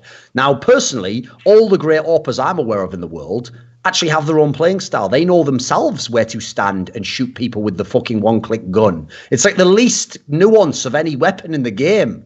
Most of it really is. Like, this is no joke. I know him fairly well, right, as professionally and in terms of like as a person. Kenny S is in no sense right, a really intelligent, like shrewd player who could break a round down and tell you what was happening. You know what he knows? If he goes to this corner, he can shoot you faster than you can shoot him, and he'll do that over and over until you stop him from doing it. Apparently, Skadoodle just gets a pass. Every other AWPer in the world gets judged on how they AWP people with the gun. He gets a pass because theoretically, 2 years ago, these people used to be able to micro him around the map and make him really good. First of all, why are you telling us that? Tell Stewie 2K, Automatic, and Tarek that. Why the fuck aren't his in-game leaders do? What, do they not want to win games? Do they like to lose games? Do they like to have him be the worst player in the team and contribute nothing and then throw him the most expensive weapon in the game? Because if they do, they're fucking clowns. So we've solved the problem. It's not Skadoodle's problem. He just plays with some of the stupidest people in the entire world. Congrats. Is that what you would like to say? No, I think that's unreasonable. I don't blame them for that. But what I do blame them for is why they keep him in the team forever if it just doesn't work. Like at this point in time, the old thing that Moses always used to say, if you ever said, because I always used to, by the way, be in favour of cutting Skadoodle, because I actually think as bad as Shroud was, at least he actually probably can be a support player, whatever the fuck that means nowadays. You know, Wes, a primary AWPer cannot be your worst player, in my opinion, if you want to win the tournament, right? So what Moses would always say is he'd go like, yeah, but who's a better AWPer that you can get an NA? Now, that's a pretty good answer, right? Because in general, it was always hard to find someone. Because basically, unless you can like get Mixwell to join or something, you are running a bit thin on it. I don't even need Mixwell anymore, mate. There's two players in this team I think are better AWPers than him. Tarek's a fucking pretty good AWPer. Yeah. Stewie's a much better AWPer, especially because he uses it positionally, you know, like he doesn't use it every round. So you've already got two players in the team who should be getting that up before Skadoodle. So as of right now, I see zero reason for him to still be in the team beyond he is NA CS royalty. He's in that Neon Taz boat, isn't he? And I also think, just as a final point, I do think he has massively benefited in his career from being silent. Because you don't have any extra personal reason to be like, get him the fuck out of the team. Like, we don't know if he's motivated. We don't know if he's actually a good guy or not. All we know is he never talks, and he used to be really good a while ago. So here's the thing: is this unique to NA? Then you know, look, I'm probably fucking digging a hole for you here to jump into, right? But like, it's like you said, Guardian was getting wrecked before this fucking tournament. He was getting wrecked at the back end, and he was a lot better than fucking Skadoodle is now, by the way. Yeah, both in the past and currently, like undoubtedly. People, oh yeah, Oscar, like there's nowhere to hide. It seems if you're a European AWPer, like you don't get any. Kenny S has a fucking month where he doesn't perform, ridiculous, and people are like, oh, Kenny in shocks, it's never gonna work. Fucking Kenny, like people seem to really tunnel in on some of the best AWPers in the world and fucking criticize them. Then when it comes to like I get it. Like he might be a really fucking nice guy. Like real talk. First of all, real talk. Yeah. A while ago, admittedly, it might have been like over a year ago now. Someone once did a breakdown of the flares on Global Offensive, and Cloud9 had the most, mate. It doesn't matter. By a million miles. So there's rule number one, right? He has the most fans in that sense. Rule number two is that people are going to think this is cynical, but I absolutely think this is the case. Not only does he not have any reason for you to dislike him personally because he never gives interviews, you actually don't know him. But as a result, if you've noticed in life, people who are quiet, people go, oh, he's a nice guy. Well, how do you know? He never talks. You have no fucking clue what he's like as a person. I mean, I would personally question, like, how nice is a person who lets his team fail over and over again while being incapable of playing his role and then never decides to go elsewhere or somehow avoids being cut from the team? I'd say that's not a very nice quality to have in a team whose only goal is to win matches in a video game. It's not to be old mates. And here's the big problem I have with that. I legitimately think him having those like illness issues, it was around E-League. It was after the E-League group, I remember, where he had to go to hospital for some reason. I think he had like internal bleeding or something horrible like that. I literally think that is also a reason why he will never be criticised. Because for at least 6 to 8 months after that, people will still be thinking, I don't want to say anything because what if he's just getting over his illness, or I don't know. Who knows what the circumstances are, but I think that got him extra sympathy. Whereas here's the thing. You're right there. Like you are right. I hadn't thought about that. I suppose he did have that fucking. And look, you're right. It shouldn't matter, but should be irrelevant, right? Yeah. A couple of tournaments after that, but eventually play or get the fuck out.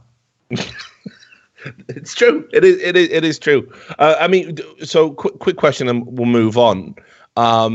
Because my understanding is nothing is in that sort of shadow realm of being contracted still. Right. And I agree with you. I already know where you're going here. Yeah. Well, I'd be inclined to stick the AWP in Stewie's hands, or maybe Tarek could pick it up and maybe bring nothing back just to give it a try. You would right now. First of all, Nothing can actually still play the game. He was. In fact, what's funny is Nothing survived for so long because Shroud and Skadoodle were in the team shitting it up. Mm. You know, it's like Nothing's the guy who has body odor, but the other two shit themselves every day. Who do you think you're going to be complaining about the most? Like, well, we got to get rid of these guys who stink like shit. And he's like, yeah, get him out of the team. And then you kick him out and you're like, have you had any links recently, Brett? What do you mean? It's like, he at least can play the game, mate. And if anything, with all those talents, I believe he actually has the mindset to, in theory, be more of a supportive player. He knows his days of being the superstar are gone. Yeah. For some bizarre reason, Skadoodle still thinks he is a primary AWPer who could be world class. But then again, it's like I say, you notice I don't only put the blame on him. I always make sure to put the emphasis on. You have to eventually blame his teammates for wanting to play with him. They choose to have this guy in the team forever. Yeah, and I don't know, dude. Like, it's a tough one because obviously chemistry is important and stuff. But I think at this point, it's like it wouldn't matter if he had a fucking swan neck and gave you the best fucking head of all time. Come on, that's the worst one ever for him. What chemistry? He doesn't talk. Well, we don't know what he's like backstage, do we? You can't just assume he's like some fucking AWP doll. It's not far off it, mate. But yeah, like I don't know. I look, because I've said I think this Cloud9 fucking team can be fucking sick. Like Rush is great, Stewie 2K is great, Automatic's great. You know, Tarek will do a fucking job. I wouldn't describe him as great, but he has his moments, and he's been one of the better things about this lineup being thrown together. Everyone else has performed apart from Rush. But yeah, something's not right, and unfortunately, you have to sort of. I don't think there's any wicked tactical approach that's going to fucking fix them, you know. And basically, the other thing as well, don't forget, you could go out to Europe right now and probably pick up an AWP. It doesn't have to be NA, you know. Like guys like Arlo are twisting in the fucking wind. He already talked about going to NA once before. You know, he had talks with Liquid famously. Maybe it's the time for him to take that move. You know, he'd tear it up. So just saying there's options out there. Right, anyway, let's have a look at the list of talking points. So yeah, the next thing I wanted to talk about, of course, was Team Liquid's run. Now, Team Liquid, for me, I mean, I got to say, I was surprised. I was legitimately surprised that looking at this field, they were able to make it all the way to the final. I felt like FaZe were going to win, and certainly go far. I didn't feel Liquid were ever in contention. And honestly, on paper going into that tournament, because it's Cloud9's like third LAN together, you're thinking, well, if anyone's going to fly the flag for NA, probably be them. But actually, all the things you should be saying about Cloud9 now apply to Liquid. They've got this in-game leader who, by the way, Stan had one of the worst individual levels of performance I think I've seen from an in-game leader. Nitro's the in-game leader now. Oh, yeah, sorry, that's bad. Yeah, my bad. But which they did swap that, which begs the question then, what the fuck is Stan doing? But anyway, we'll come to that in a bit. But yeah, so they've got like Twists and Elige performing pretty well. JDM was up and down. That's JDM in a nutshell. But when he's up, it's good. When he's down, usually someone like Elige or Twists can step up and fill that void. They looked really, really good. And here's the thing. The results that they had were all pretty decent, like scalps, Sure, that Astralis best of one that they lost was super close. There was like a couple of key rounds there, which honestly it could have gone the other way. They beat Virtus Pro, then they beat Astralis in a best of 3, and then they beat SK Gaming in a best of 3. This is like you've taken down like the top 2 teams in the world en route. And yes, you get absolutely obliterated in the final. This was always FaZe's tournament for me. But this is like super fucking promising and super awesome for Liquid because they got back-to-back finals. Obviously, they had another one at Mykonos. And they're doing it with Stan playing like absolute ass. Oh, here's the thing. The reason why this moved for me is incredible. Obviously it's just a role swap within the team, but it has completely reinvented Team Liquid. Like almost every player plays differently as a result of it. And think about this. Anyone who watched that tournament and was like, that's like the best case scenario, or, maybe they got a bit lucky. No, let me just make this point for you, right? They made the final of the tournament and Stanislaw was -87 for the tournament. -87, and they were the only team to almost win a map off FaZe. -87. You'd have to go back to maybe the worst tournament Fiflaren ever had in NIP to get anything close to that. Because remember, they played 13 maps, so you had a lot of time, by the way, to turn it around. Yeah, and here's the maddest detail, Richard. I actually think that Stanislaw didn't play that badly. And the caveat to that as to why I actually think this team's going to be even better than this is lots of the moments where he looked really bad. Like, here's the thing. I will say he had this mad habit of starting every map like 0-5 or something mental. So obviously early rounds, maybe he's just doing terribly. But a lot of the really big misplays he had was in this team. The reason why they've put Nitro as the in-game leader is it frees Stanislaw up to be kind of like a lurker. And he gets these fucking unreal flanks off me. So many times he'll get behind 1 or 2 players. Like, I'm talking about like from CT side, he'll just come right behind the player and they'll be like behind the attacking offensive line. And here's the problem. He then had the worst mechanics you've ever seen. Like, he would kill the first guy and then spray into a wall and wouldn't get the second. So the problem is that makes him look mega shit. But in a weird way, it's actually unreal that his timing's so good. He can get these flanks off every time. So what's mad is even the worst player had sort of a positive element going for him. Like, he was doing his role in a sense. He just absolutely terrible mechanically. Now, all the rest of the team, I think, looks really good, mate, relative to their role. Yeah. So let's get into that. I've got Sam playing this absolute horror round that he had in the final against FaZe, where it was like this was to tie it up and take it to OT, and Stan basically suicides with the fucking nade. So that's just playing while you're talking. Okay. Naded himself and his fucking teammate. Absolute horror. And just completely blind sprayed like an absolute cretin in fucking premium. Just like, this will maybe get a kill, maybe. And then they're just looking at the tracers shooting you all day long. Yeah, exactly. And I think the worst thing was like he sprayed into the back of JDM as well. Whole thing was an absolute clusterfuck. Like it was, you couldn't have done. If you were ever doing a Counter-Strike themed comedy, this would be the fucking round, But anyway, And I saw you wrecking him on Twitter, of course, consistently nonstop. So let's talk a little bit about this because I remember in a previous episode, not even that long ago, it might have been Rostamania, the very first one we did since we came back, you actually called out Nitro and said that you felt, Nitro's one of those players who must just have a fucking, no gag reflex and was just fucking hanging in there based on things he does outside of the game rather than anything he does on the server. When he took over an in-game leader, obviously people might be dubious about that because sometimes when players are shit, or players aren't playing well, rather than cut them, you say, they're going to in-game lead now. I mean, I still think Stan's going to be calling like mid-round, that kind of, I still think that's going to be a reality. I think that's what they apparently say it is. He's like the secondary caller, basically. So I almost feel like you're giving Nitro the IGL title pretty much to justify not cutting him, pretty much to justify poor performances. I've seen pro teams do this before. I think they did it in... They did it in Envious famously, where it was like, Happy is not the in-game leader now. It's NBK. Fuck off. It never was. I wasn't born yesterday. I'm not a fucking mug. You know what I mean? Like, it was always Happy. It was Happy all along, Austin. You know what I mean? So, so Nitro had a fucking good tournament. He's looking like he contributes now. Yeah. And it's not that long ago since... Obviously, we poured criticism on him on this podcast. So, what's changed, and what do you make of him? Sure. So here's the funny thing, right? When I dissed Stanislaw and explained how he, put it this way, in terms of as an actual player shooting people in the game about shooting people, he's one of the worst players I've ever seen make a final in that tournament, at least, right? Whereas, funnily enough, when he was the pure in-game leader, he actually was a pretty good fragger for an in-game leader. It was bizarre. What I will say is this. Somehow this move has made Nitro relevant again. Before, I thought he was the guy who just, hung on by the fact he was a star once.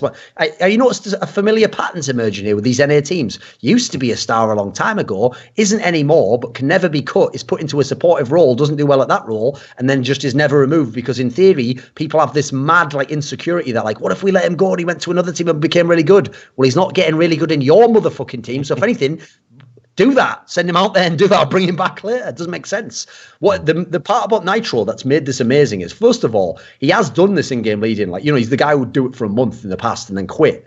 But the difference was they didn't have Stanislaw before. He used to do it before because they'd kicked a Dren and they had no in-game leader. So at the time, what happens, I can tell you from knowing these guys, what happens is they have a few games where it's working. They go, right, I'll do the role. And then as soon as they hit the hard times, you have a game where you don't know what strat to call next, or worse, they're countering everything you're doing, or you're just getting into situations that you never prepared for. And you're like, fucking hell, how am I supposed to think up what to do now that we never prepared for and play the game myself? That's when you quit. So first of all, I think actually having Stanislaw there is that's like the security blanket, Now he knows I just called the initial part of the round, and then if something goes wrong, maybe Stanislaw goes, how about this? Great. I've got two heads are better than one scenario. But most importantly, I always have told Nitro, dude, if you weren't actually an entry player, you would do so much. Your aim is super streaky, but your first bullet's mental. That's suited to be an entry fragger. You were so good when him and Elige were the entry fraggers, but he's always gone to this thing of I want to be the lurker. I'll do this, I'll do that. What's funny is,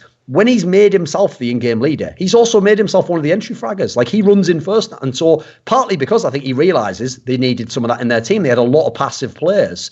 So that has absolutely opened their game up. So even though he statistically doesn't have very good results for these tournaments, it doesn't matter. He's a great example of where stats can be completely irrelevant to the fact that you're having a mega impact on your thing. Because here's the thing. He enables the Eliges and the Twists of the world to be better, to put them into situations where they kill everyone. So I think that's... for me in the team at the moment, the only players I would legit criticize, as in maybe they should be under the microscope for the next tournaments. The only players for me are JDM and Stanislaw for different reasons. Yeah, JDM's a strange one. Just while you were talking there, Duncan, I was quickly going through all of Fifth Lauren's statistics. Okay. The only thing that is comparable to what Stanislaw achieved is that at the Fragbite Masters Season 3, Fifth Lauren played 15 maps and went minus 76. So basically, Stan has. I mean, some of that was online, but yeah, I agree. It's terrible. So it's and there was one. Okay, ESL 1 Cologne 12 maps minus 72. So I mean, this is just in terms of pure numbers, this is a horrific performance, And but, by the way, the point to make here is that they were looking fucking good while he was doing it. Yeah, it's mental. So yeah, definitely worth. Fifth Lauren should buy Stan a beer, I think, and it's all over. But like talking about JDM, it's like I said, I feel he's such like a streaky AWPer, and this is the problem with him. He still hasn't developed that secondary.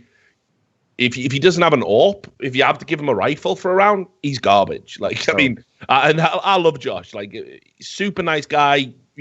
I think he's got that potential to be like, best AWPer NA when he's in current form. He's had periods in his career where that is absolutely true about him.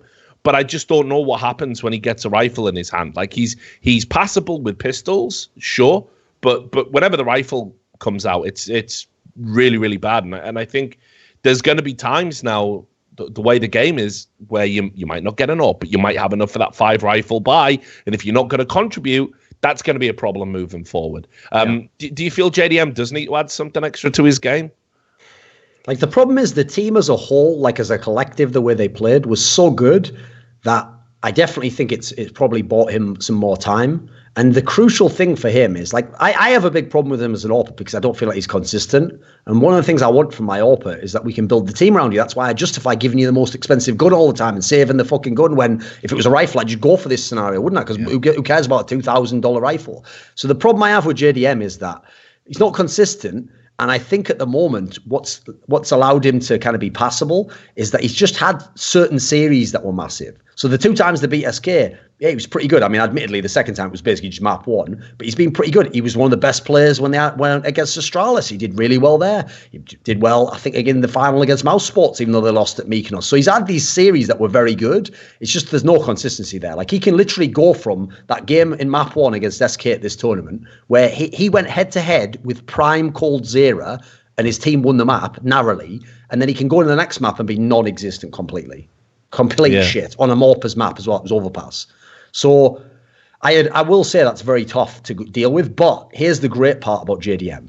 He is literally just expected to be sort of behind Elysian, Twists, and like they're the star players of the team. He's kind of just contributing. So when he has that big series, now you can do a whole lot because those two are very good. So in a way, it sort of shores it up the fact he's not the star player. Like if he was your number one fucking priority in this team, you would never be going anywhere in tournaments. You'd have the one series where he was good and then you'd do nothing. So it's questionable, certainly. But the thing is, this is the weird thing about this Team Liquid team. From watching them at the Mykonos event and now this one, which is the 2 events since they made this in-game leader change, they still look good in all these matches. Like it doesn't matter the flaws. If anything, this is one of the things that's to counterbalance this with the phase discussion we had. This is a team where 2 of the players statistically are playing dog shit, the in-game leader and the lurker, and then the AWPer, who's meant to be one of your stars, is playing like average when you take the good games and the bad games. And yet, despite that, you look fucking fantastic, like almost the best you could imagine the team looking. And so, in a weird way, that's the beauty of Counter-Strike, right? It's how you balance the team out and what your style is. And then if you can rely on certain strengths, you can still be a very good team. And so I think Team Liquid looks really good. Some thoughts on Twists? I mean, great level of performance here. And it seems really weird to me that we've had, like, year upon year, these incredible discoveries in NA. We've had Stewie come out from nowhere. Like this was a player that everyone was mega disappointed about when he joined Cloud9. We've had Automatic, a journeyman, playing for all these different teams. And then, bang, all of a sudden he gets enabled and he's amazing and he's winning MVP awards and beating SK Gaming and stuff like this. Got Twists coming out right now. Obviously, Elige in the mix, like godlike levels of performance. Rush, again, just suddenly took the step. It seems incredible to me that all of the best like emerging talent seems to be in NA, but there still isn't one fucking team that could challenge internationally in NA. Like it's wild. But anyway, given all of that to be true, where do you rate Twists currently then? Like in terms of current performance, he's probably the best NA player. If you just look at the last 3 to 4 lands, he's actually been very, very strong. And I think actually one of the things about this tournament is if his team, it might not even have been the problem is because FaZe won so overwhelmingly, it was always going to be a FaZe player. And Nico, as you said, statistically, like you can't even fuck with those numbers. No. But Twists, if Team Liquid had won this final, Twists would have been the MVP of the tournament. And even with a fairly lackluster final where I legitimately think he choked, I legitimately think the moment got to him and he struggled and he never did any of the shit he was doing against everyone else, including SK, where he runs in and just like 2 bullet taps the first 2 people in the head instantly. Never did any of that until maybe like half of the Overpass game. even with that terrible final, unbelievable numbers still an MVP candidate, except for the fact that you just faced the team that dominated harder than anyone, and their star player was like video game numbers, So I think he's a very, very good player. I don't even blame him for this final, by the way. Not only was he a 17-year-old playing his first real on-stage final, but he's playing it against some of the most decorated names and superstar talents of all time, who were all going absolutely fucking mental in the game. Mate, all you need to know is, at one point, I think it was on Inferno, Carrigan was 15-0. Right? If that's happening, and you're a 17-year-old in your first big final, you're expected to be the star of your team, you might have some nerves get to you. I can give you that one, You get a few of those. I give you a pass for a few of those. But I certainly think future looks incredibly bright. I love the fact that actually, believe it or not, it actually looks to me, and from talking to some of them, like Elige has actually sort of stepped aside for him and be like, I was the star of this team before when we were losing, but if it's about having Twists be set up to succeed, I'll be sort of the second star. Like Elige in this tournament was like the closer, Twists was like I can't believe that. Is that what you're hearing on the grapevine? Mate, Elige is literally the player with Nitro who watches all the demos the day before the game. Stanislav. Oh no, I'm not questioning his work rate, but like the idea that Elige is like sort of giving up space to anyone seems a little bit. I think I think Elige has actually been humbled by the fact that he tried to go out on the transfer market and he basically almost painted himself into a corner and was going to be playing with fucking Dazed, going like dream hacks only, So the fact he got into the Lifeline team, and now here's the key thing: now they're good. I think he's actually now bought in, at least for now, to the idea that like whatever's working, let's stick with this. And if I have to play this role, I do this. And by the way, it's still a very good player. He was actually very good in this tournament. He was the only one in the final that actually played like he wasn't shook as fuck in the final. But I think, for me, if Twists can be the best, put it this way, is the best way to describe it, right? If Elige is your second best player and just sort of is the closer of the game, you probably have a fucking good team. Yeah, no doubt. So hopes moving forward for Liquid. There was some stuff to talk about from E-League as well, which I wanted to get to. I don't know if because obviously you work in New York. I didn't see very much of that, no. Yeah, so Immortals came and KNG couldn't travel because of visa issues. He'll just have to wait until the major to kill us all, I guess. Well, look, mate, here's the thing. There's like some... I don't know how much I can say. There's been a couple of altercations, like at a couple of events now. Like it's fucking weird. Like I don't understand what this undercurrent of all this hostility is. Like at Counter-Strike, not the big loving fraternity I once knew it to be. And I'm sure if people get out there on Google, they'll find out what I'm talking about. I won't hurl anyone under the bus, but like again. You saw Sao Paulo announced. That was where I was going to end. I thought, we'll go through. Okay. We'll get Thorin to insult NA fans and Brazilian fans in the same episode, and basically you'll have to live your life as a hermit. But yeah, so KNG, I still think there's an ongoing issue there. But anyway, so Immortals. Wait a minute, what was announced for Sao Paulo? ESL are having an event out there, I think, in 2015 or something. So. No, yeah, an event we will not see Duncan at for sure. Oh, you want to hear something better than that? I heard a rumor that someone's pitching a Brazil tournament for the major. Wouldn't surprise me. So let's just have tournaments where, forget me, right? You could at least, here's the thing, right? Even though I don't agree with it, obviously, I can understand the principle as to why people would be upset at me in Poland, rather, right? The people who are going to need bodyguards when I don't go to this Brazil event are people who have never done or said anything that should warrant having to have bodyguards to protect your life. Yeah. It's players who were just perfectly playing, players who made a joke. It's people that didn't agree to do a replay. This is fucking unacceptable. The idea that that's even available to possibly do a major. Like if anyone does a major in Brazil, I'll make a video where the whole concept of the video will be like, you don't care about player welfare. Oh, listen, here's the thing. You went exactly to the player, so I was going to talk about. Okay. So, no. So it's fine. We may as well make this a talking point now. Look, this is the fucking fundamental issue here. And this is that, like, I know that the vast majority of Brazilian fans are fucking great, super awesome, passionate esports fans. I've said for years that one of the final frontiers in expanding esports and making it a truly global game is to be able to go out there and provide infrastructure to a region that has a great fan base and a lot of interest in esports holistically. It's no coincidence you've got Neymar the man who loves money more than anything. He loves only gold. Him, right? But he's tweeting about Counter-Strike and shit, right? Like, that's fucking brilliant. Fat Ronaldo apparently expressed an interest. These are legends in sports, and they really, really care about esports, So it's got so much potential, but unfortunately, there is a real bad element. And it's not just like this tiny little vocal minority of fans. It's like, if you think about almost like the way that some of the players have been pushed into the spotlight to get threatened. I made this point the other day. Fur was going off on FNS as if he in any way did anything wrong. Mate, it reminds me, you're going to think this is a ridiculous example, but the point is the mechanism I'm going to describe, right? So famously, one of the original terrorism incidents was the one where those Danish cartoonists were killed because they drew those pictures. By the way, if you ever know the details, actually some of the pictures were faked, but yes, the original pictures would still be offensive to people who are militant fundamentalist Muslims living in the third world, like not in... We're not talking about American ones, it's mainly the ones who want to kill you are the ones who are from Saudi Arabia, wherever it might be, right?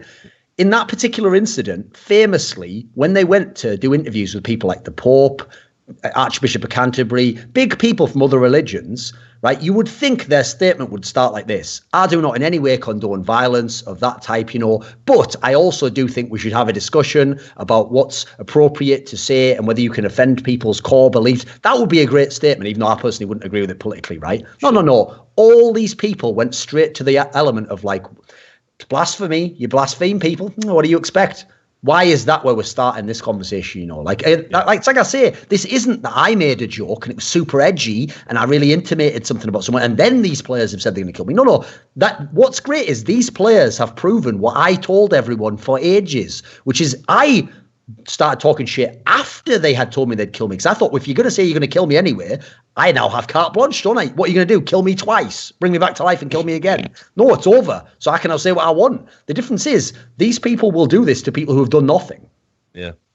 But this is what I said. I made this point to Fur and I said, like, dude, like, if you, because when you talk to the Brazilian players, they will tell you what we know, that there is this small element of fans from that region who will threaten violence and be super unreasonable when they lose a game. They've said this, and they said, we get it as bad as anyone else. And it's like, okay, so if you're aware of that fact, why would you then draw attention, with your massive platform, sometimes in your native tongue, so maybe people don't understand what you're saying or can't take it in the correct context? Why would you then highlight what FNS did? Why wouldn't you instead be saying we are, all brothers and we're all, we all want people to feel safe when they come to events? Hiko got absolutely fucked over on this basis. Simple got absolutely fucked over on this basis. The players have, like, I'm sorry to say it, but the players have to take a little bit of responsibility here. Like, at the end of the day, you cannot keep to, like, deflect from, like, if you know there's, like, a small group of fans that are going to, like, target you, the way you defeat that problem isn't by saying, oh, well, every 3 months I will offer up a sacrifice to appease you, Yeah. And they've done it to Simple, they've done it to Hiko. Well, that's what they did. Dude, they legitimately traded those players' safety in exchange for a bit of cachet. Like, oh, I feel it, I'm down with the streets. I hear you guys. Like, shut the fuck up. Yeah, and again, let's be clear about what happened to Simple. Simple was told by multiple players and indeed a manager that if they saw him at LAN, there would be violence. Now, yes, some of the phraseology that was used definitely didn't mean what some people said it meant. Like, you will bite the bullet or whatever. That doesn't mean I'm going to put a bullet in your motherfucking dome. Sure. But there was talk of knives. This is ridiculous, and people just let this slide. People just said at the time, yeah, this is fine. This is all fine. Fucking Hiko. Like, again, ESL didn't want people to know that Hiko had to have bodyguards. But Hiko wasn't going to attend the event unless, by the way, dude, guaranteed. Can we just comment on that a second? Yeah, sure. So we're going to keep it low key that someone must have protection for his life. Yeah. Why? I'm sorry. Is Brazil like some royal country or something? We're just not supposed to say anything in case, like, the Prince of Brazil, who's funding all of esports, it turns out secretly, stops funding us. No, oh, wait a second. It's just a country you wanted to hold an event in.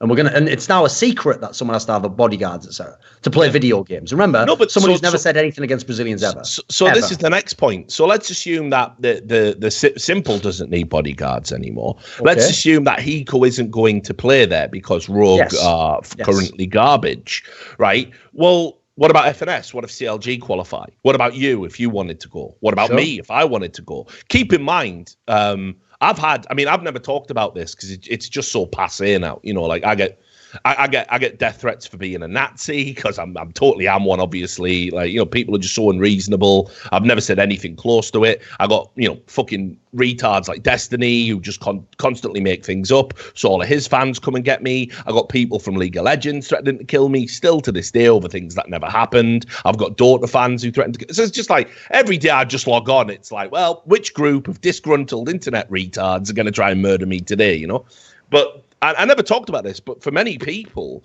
I was like the face of the E-League decision when we disqualified SK Gaming for changing roster in the middle of a season. So trust me, I got real fluent with death threats in Portuguese. Believe it. So, you know, let's say ESL were like, hey, Richard, do you want to come to this event? Yeah, probably going to turn that one down, actually, guys, because, you know, there is always that risk of that one fucking nutcase. And the defense that, these people are just 10-year-olds that are just talking big on the internet. No. Yeah, it doesn't wash, mate, because the reality is you're probably right. 99% of them are. What about that one fucking nutter who isn't? No, here's the point that you're making, right? You haven't directly got to where I would go with it, which is this. It's also different when it's Brazil, mate. Like, here's the thing, okay? When you're talking about, say there was another country where the fans weren't as mad as this. In general, by the way, from my life experience and reading a lot of fan comments, there isn't anywhere close to this. Like, that's why I always even say, as much as I think TSM fans are retards, they're nothing on this level. They're retards within a domain of having an opinion. Their opinion is you're an idiot and you should be fired. None of them are saying you should be killed. Now, this is also in the context, right? Okay, so you know Anders' favourite subreddit, r/watch people die. Yeah, he loves that. If you watch that subreddit, right, there are so many clips of people walking into just like a store in Brazil and shooting up the whole fucking place. That doesn't happen in Germany, mate. That doesn't happen in Poland. Well, no, people don't just walk in and do that every day. That happens in fucking Brazil, as far as I'm aware. Here's the other thing. Somewhere in my inbox, I've got an email that ESL sent to the players for the ESL Pro Series in Brazil, and it was like a list of guidelines and considerations. And I don't care if players want to come out and deny this or just want to stay silent, but any pro players who went and are watching this VOD right now, feel free to get on Twitter and confirm this so people don't think I'm being hysterical. But all of these pro players were given a list about things, and it was like, yes, you cannot go away from the hotel grounds at this time of night. You must be in your hotel room by this time. I talked to one player who said there was a group of people banging on his door in the middle of the night, just in the hotel, and they were just trying to get in, you know, like he didn't know who they were. It wasn't that they had the wrong door or anything. It looked like it was a planned, you know, Maybe someone lets us in, you know what I mean? Like, and maybe they're going to do something when they get in there. You don't know, but there was a list of specific instructions about how to remain safe. Now, yes, that's obviously common sense, and trust me, people get mugged in New York, absolutely. But I can't think of an event ever where. Well, you're never going to have ESL Hell's Kitchen, are you? That's the point, right? Well, no. Probably not. To get Daredevil in. You know what I mean? Like you wouldn't do that, would you? Because that would be unreasonable for the event organizer. At that point, they are complicit in what happens in an indirect manner. Yeah. Now this sounds like I'm ragging on Brazil, and I'm trying to be balanced here. But understand again, this is my concern that. Unfortunately, there's been a number of high-profile incidents that have put players in a position where if I were them, I would not feel safe going to Brazil. I wouldn't necessarily feel safe going to Brazil. I doubt you would feel safe going to Brazil. And I can't think of any other event. I'll tell you right now, Rich, if they host a major in Brazil, I will never go. Host the next 10, I won't go. I don't care. Make it so that I get paid $100,000 to go. I still wouldn't go. Yeah. So I mean, and understand, I've seen like, when people host events, you send out these are things to consider. Sure. This is the code of conduct. These are your hotels. These are the times. I've never seen one where it's like, please don't leave your hotel after this time. But please, I've never seen that before. Please don't open the door to strangers. Yeah. I've never heard of a pro player needing bodyguards before. Obviously, when you come to the E-League studios, we've just got armed security there, but that's not the same as having a specific security detail. I've never heard in 16 years I've been in esports. I've never heard of a single pro player ever needing to have bodyguards to go to an event until I heard about this Eco one. Ever. That doesn't matter even if it was someone going from a country with political tensions to another country that has political tensions with them and playing opposing players. Like even in that scenario, it never had to happen. Never an issue. And this is the other thing. I don't care if you've got the best security detail in the world. I know enough about events to know security's garbage at esports events. And it's a matter of time where these little incidents that are occurring, we're going to knock it up a notch. If you think players getting in each other's faces, if you think people being pushed around the neck, if you think these are like terrible things that are happening, and oh my God, we're just running esports into the ground, give it time. Because unfortunately, people haven't learned the lesson yet. Esports is a very reactive business, and it seems like we have to hit bottom before we actually go on to fix a problem, But I'll just say this now, because loads of people are like, oh, don't say anything about it. People need to start looking into a pro player's brother who hit another player in the face. And that's all I'm going to fucking say on it. But that happened. And by the way, why has nothing been done about that? Why is nothing being done about that? That's just cool, is it? There's a reason why after the KNG thing, I actually did a tweet where the tweet was, I hope there will be a statement, and I purposely put from Immortals and DreamHack regarding KNG's behavior. Because as far as I'm concerned, the context of what he did, he was in the same hotel as the player. He was going to go to an after party where the player would be, hosted as part of the event. As far as I'm concerned, you are now in some sense responsible for those people's well-being. If not at that point, then in the future. Like if you ever invite KNG and FNS to an event again, and you set up a scenario where anything happened, you have some level of culpability, Absolutely. Now, look, I'm not saying that KNG is ever going to act on his threats. It's super highly unlikely he would, but this is the problem. All it takes is one flashpoint. All it takes is one person even getting into a bit of pushing and shoving. And then as it turns out, there's these like fucking entourages now. It's like fucking East Side, West Side in the fucking 90s all of a sudden. It's ridiculous. I mean, it's so ridiculous. I shouldn't have to sit here doing a fucking podcast, tiptoeing around the fact that a pro player's brother hit another pro player in the face over all. And has not been banned from the event. No, absolutely not. Yeah, so nobody knows about it. Nobody's talking about it. If I had an entourage of people, so I brought some of my friends, you can absolutely guarantee if they ever wanted to go to Future Esport, they'd be extra careful. They would be extra careful not to get in trouble because they'd think naively, oh, fucking hell, I'm just your mate, Anna. So if I get banned, first of all, you might get banned, might cause problems for me. Again, not an issue. And also, surely someone who's just a friend of someone would absolutely get, oh, you've had an incident where you punched someone. I mean, I have to say one thing that does piss me off is this is actually where, no matter what you think about the government, people should just be taking legal action. Like if I'm that player, I'm going to the police and I'm just saying this person who's a foreign, whatever you'd call a tourist, has just punched me in this place. End of story, right? He should be banned from there. He shouldn't be allowed to go to the event anymore. Nothing's done about it.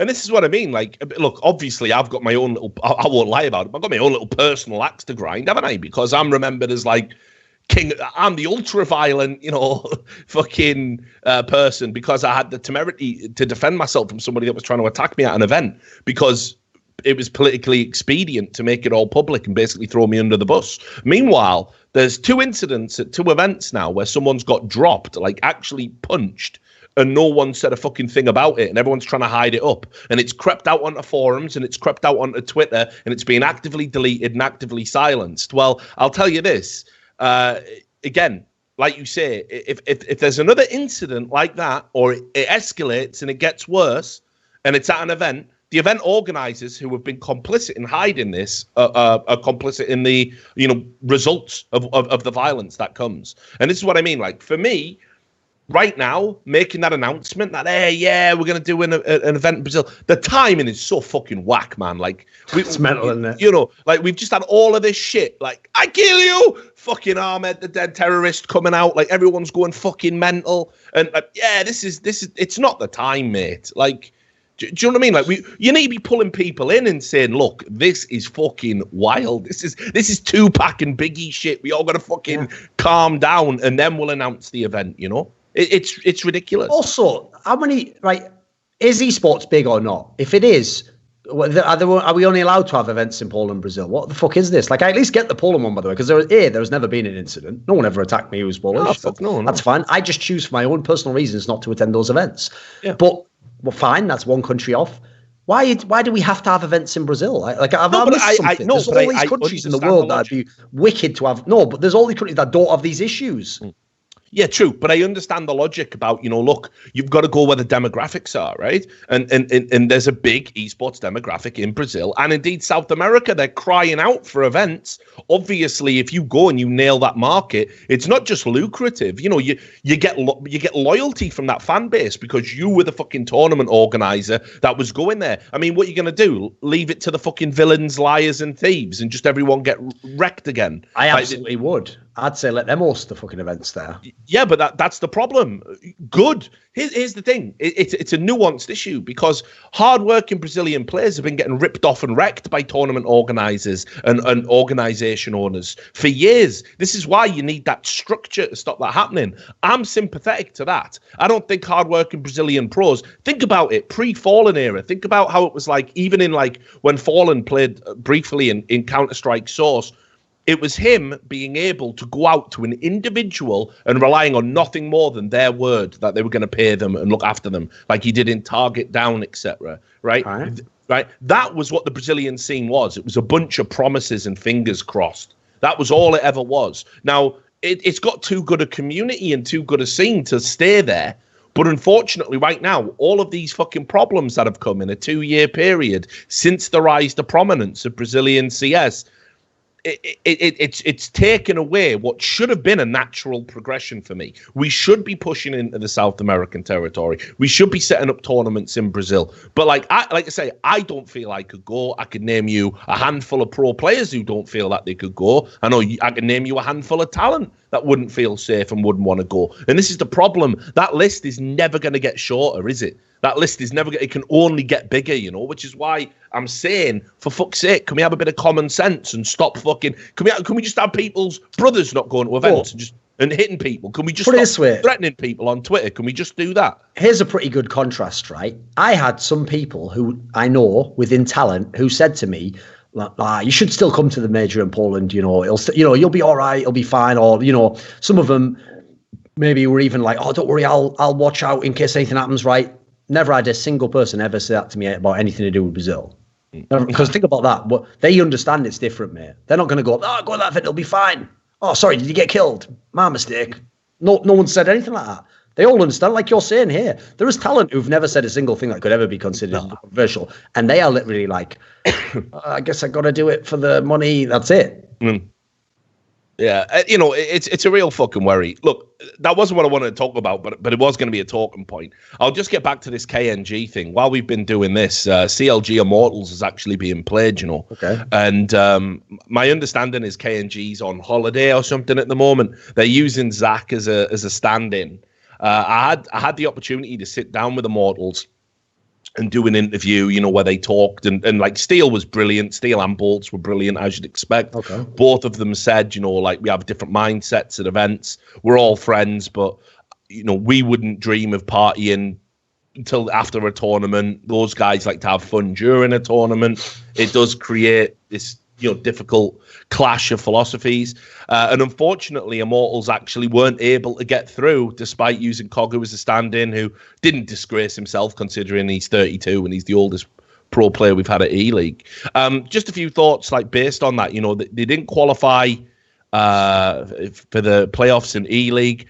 And they're in this nightmare scenario, which we didn't really explore last time around. And that is that it's potentially, it could be the case that Henny, Lucas, and KNG, because of the way the majors are structured, they could go away and join another organisation and they would retain the major slot. Brilliant. Great rule, Val. Thanks. Now we have entire orgs held hostage by players who don't give a fuck. Sound. Brilliant system, isn't it? Yeah. So, well, I mean, here's the thing. I see it both ways, honestly. I mean, because equally as well, you know, organizations can hold you into a contract just to have the major. So it does cut both ways. But yes, certainly in this situation, it seems that Immortals have to worry about even issuing any discipline, you know, because what if it's everything they're saying is true and that hardcore 3 decide they want to go somewhere else? Sure. Well, I mean, the very simple answer is this. I have no respect for those players. Like, if those players decide to leave over the fact they don't want to behave like professionals, and by the way, play real Counter-Strike as well, if you look at their attitudes and how they play in the game, then it's a shame that people like that are allowed to fucking exploit the rules in that way, isn't it? Mm. I actually think that some of that team, if you didn't know anything about their personalities, you just think, they've got potential still, they could develop something more. The more you learn about their personalities and what they're doing, you know why they never will develop more than this. Mm. I mean, the reason I brought all this up was because, like, KNG not playing because of his period of gardening leave, I think he's getting cut. I mean, I'll say it. I think his position's untenable, you know. I think once you threaten to kill another pro and you've gone to that fucking DEFCON 1, it's pretty much GG. No organisation. He went further than that. Remember, he was like, I will kill you. Then people were like, are you sure? And yes, I will not apologise. Well, at that point, like, you're doubling down now, aren't you? Come on. Well, he tweeted out again today. Well, come on, what did he say? Right, so obviously Immortals are playing CLG, right?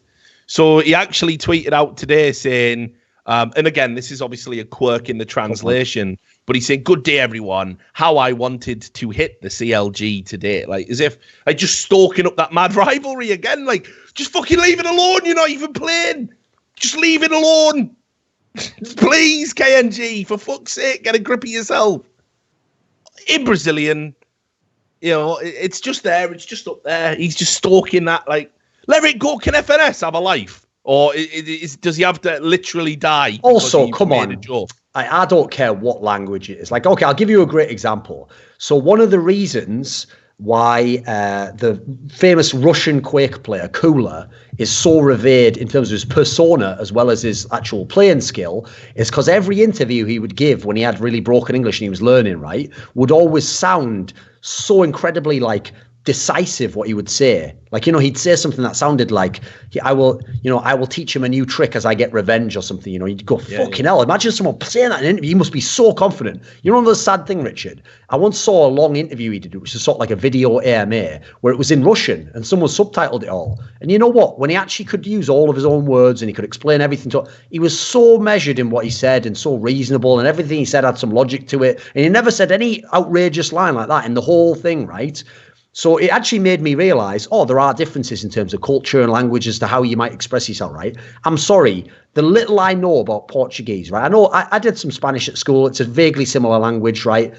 You don't have to constantly say things that sound totally whack in another language. Like, yes, if you're really, think about Italian culture, okay? Everyone knows Italians get very passionate and they argue in a way where they're using their hands all the time. And you might think, fucking hell, is he all right? Right?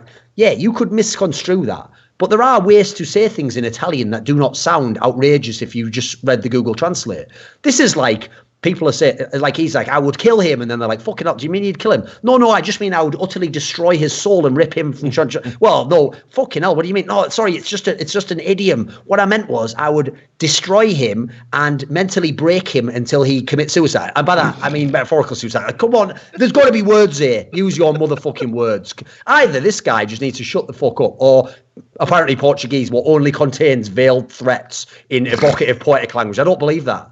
No, I don't think so. So reasonable as it. Yeah, like I say, I mean, honestly, I think for me, if I didn't know, I like the way he still hasn't learned. He's still like, well, I'll have a tweet today. Time for a tweet. Yeah, Think about KFC. Thing about KFC is it's more delicious than if I'd have killed FNS. Wait a minute, that's not an idiom, is it? Yep. Famous saying. That's what I mean, though. It's like, listen, you know what I mean? Like, he could have even turned the corner here. He could have legitimately turned the corner. He could have come out and said, Immortals are playing CLG today. Sadly, I won't be part of the game. But, you know, best of luck to CLG. Best of luck to Immortals. GG's, you know. Just something. Even if you don't mean it. First of all, Richard, that would never be how it is. It'd be like, see, Immortals is my old team. Immortals is playing CLG today. Best of luck to FNS, who wouldn't make it if he was to meet a real man in the server. Like, that's obviously again what the fucking Bing Either Bill Gates and Bing fucking hate Brazilians, or you have got to sort out how you communicate, guys. But here's the thing. So I talked to Steel and Bolter E-League, and they said pretty much like, coming into this, the organisation had said there will be some action, but we're just going to defer it. And so, you know, we concentrate on E-League and then we're going to deal with it. So I reckon, I think he's probably been told, like, look, mate, you can't get a visa for whatever fucking reason. Apparently he's been knocked back a couple of times. Imagine why. Yeah, well, who knows, eh?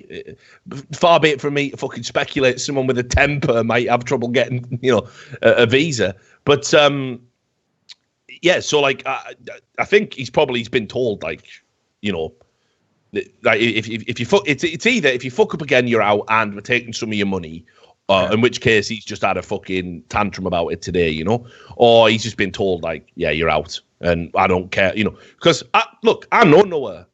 He is one of the owners who will put fucking values and beliefs and image and all of that other stuff over results. Like, no doubt about it. Like, he will literally say, like, you know, this isn't what we want to be about. Like, how can I go to sponsors and say, yeah, we got this wicked team. It made the major final. We're also known for threatening every other pro player in the city. There's no way. Like, that is not how he operates. You know, keep in mind, Noah's been a big proponent of the Overwatch League, has lots of venture capital coming in. People are very measured about that sort of thing. So, I think KNG's gone, like, for real. I think he's 100% out, and I think he's just got carte blanche to say whatever he wants now because he's going to go back to obscurity, which is fucking unbelievable. That a player as talented as him is going to fuck his own life up like that. I mean, two things: one, good riddance, and two, I hope he does tweet loads more. I hope when he tweets, we all see that actually this was all the case. It wasn't some misunderstanding. And then we're like, good, glad you are not in the fucking pro scene anymore. Goodbye. Yeah. So final thing, and then we're out, right? I'll let you go because we're coming up to the 2 hour mark. Fnatic. So Fnatic did get through E-League, which I think was a surprise to lots of people.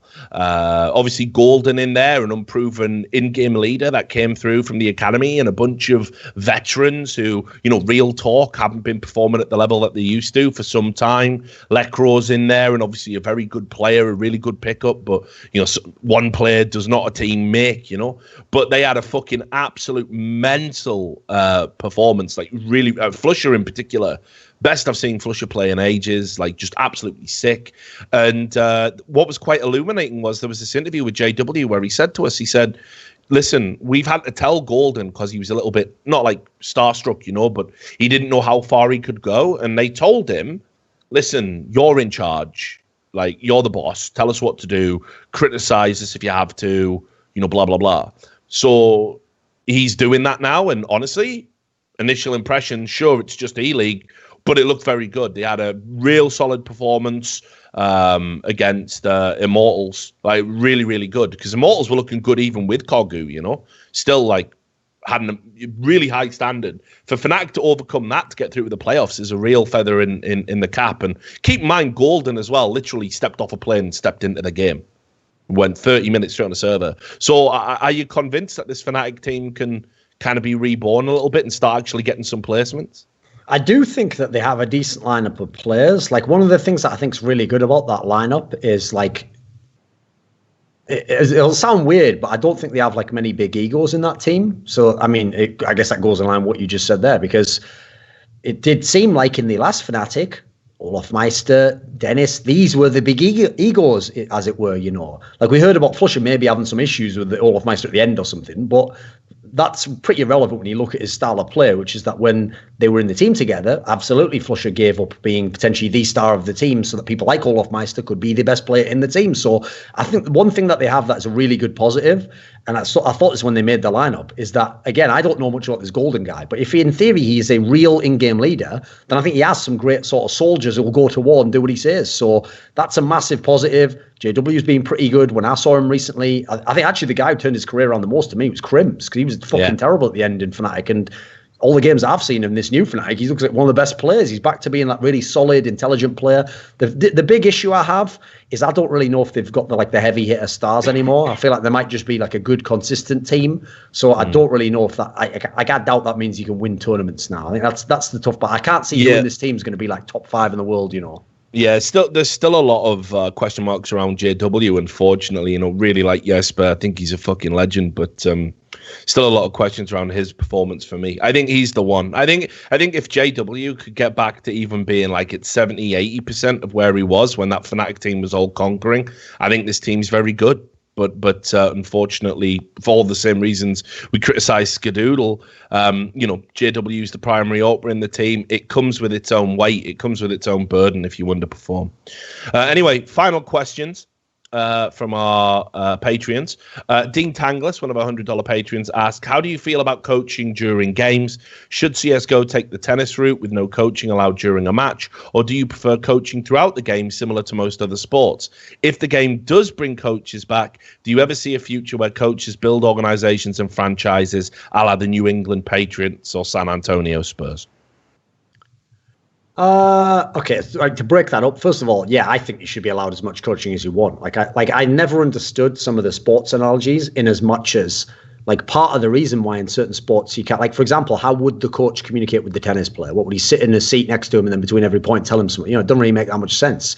In NFL, they have a fucking headset on. They've got the technology there to do that. So the problem is, that's also something where, they didn't start in 1910 with headsets on doing that. Over time, they've built up how to do it and it's gotten very advanced and they just haven't gotten rid of it because they saw it was a benefit to the game, presumably. I see it the same way in CS. I never saw a single example of this mythical straw man of the in-game leader Genius who was just calling the 5 superstar sick players and they were wrecking everyone's head and winning the games. I never saw that team. I'd love to know where they are because apparently it's a really important issue that Valve and all the fanboys needed to shut down. I never saw it happen once, In fact, the teams that are the best in the world, some of them barely used coaching. So I think it's great because all it does is make some teams a little bit better and therefore you get better Counter-Strike. So I love it personally. In terms of the second issue, I think that sounds like a sort of very abstract question, but I think it's a very good one, which is essentially the reason why I think it'd be brilliant if coaching was more involved is what I would actually like, and I would buy into this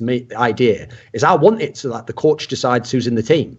And I want the coach to have a big say in who was recruited to the team. Because if I'm the coach, and let's say, I'll just give you an example. Let's say my philosophy is to have a very structured team and I want to have people who can run the strats and I want the entry guys to sort of do the same thing over and over again, not have too much freedom, and we're going to flash them in. And the idea is, if it works or not, it's based on A, whether he's good enough to kill the people, and B, whether we set him up correctly to get the kill.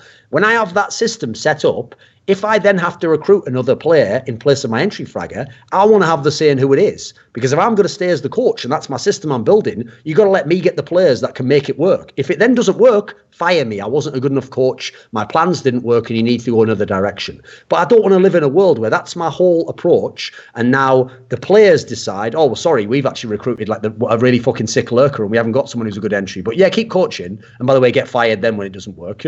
I think that would be a great approach. I realise right now you'd have a lot of people as coaches who aren't good coaches and they wouldn't do a good job and they'd probably fuck some of the transfers up.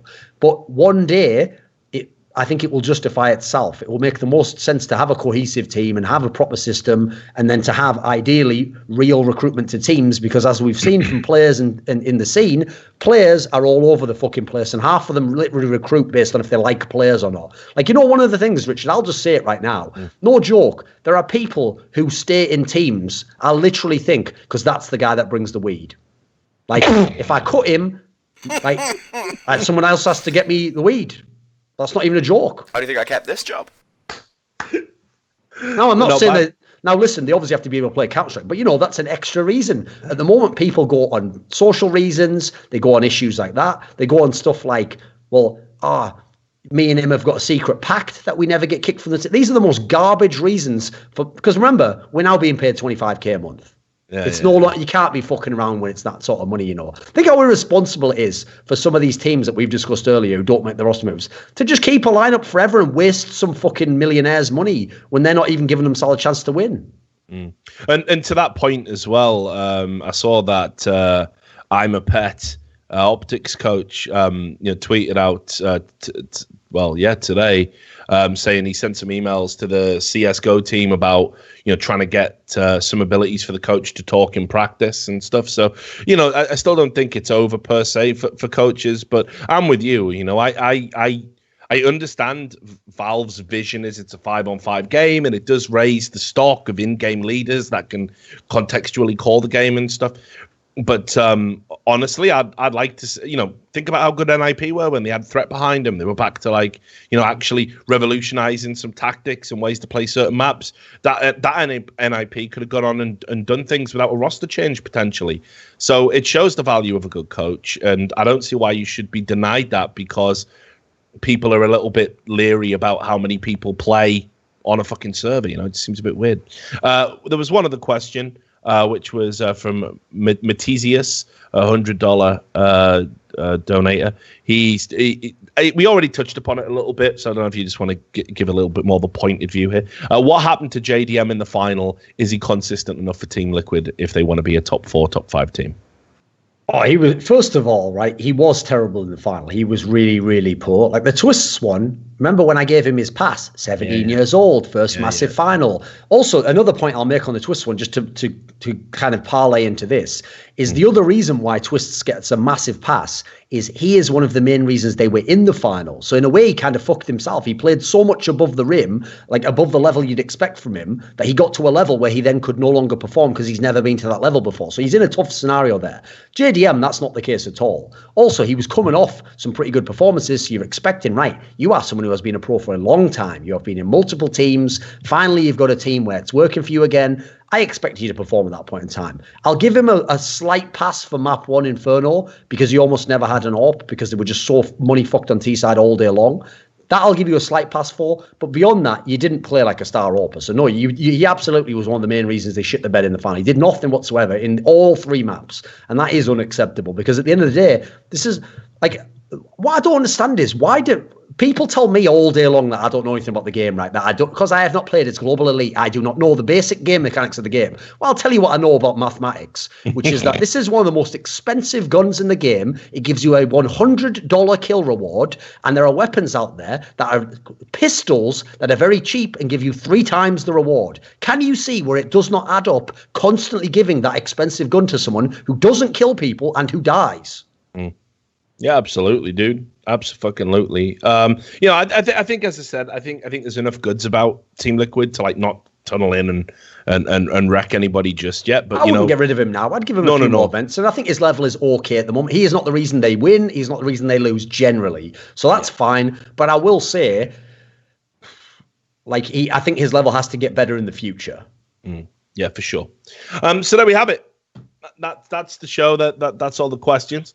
So all that remains is to thank all of our $100 Patreons, which is Chris and Win, the big boy with the 380, Dean Tanglis, Big Hungry, Mateus Pietkowski, Ryan Reese, our $50 Patreons, Funky Boy, Tim Douglas, Saad Sawad, Detlef Van der Eretine. One of these weeks I'm going to pronounce it properly.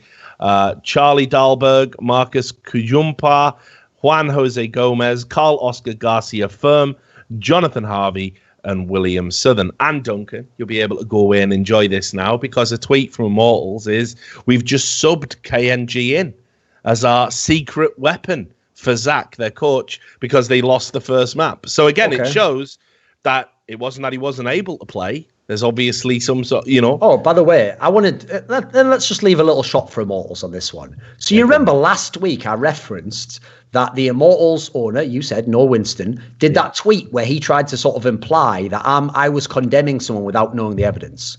Right? What have we found out since then? Not only is it all true, it is much, much worse. Guess what? Get your motherfucking house in order.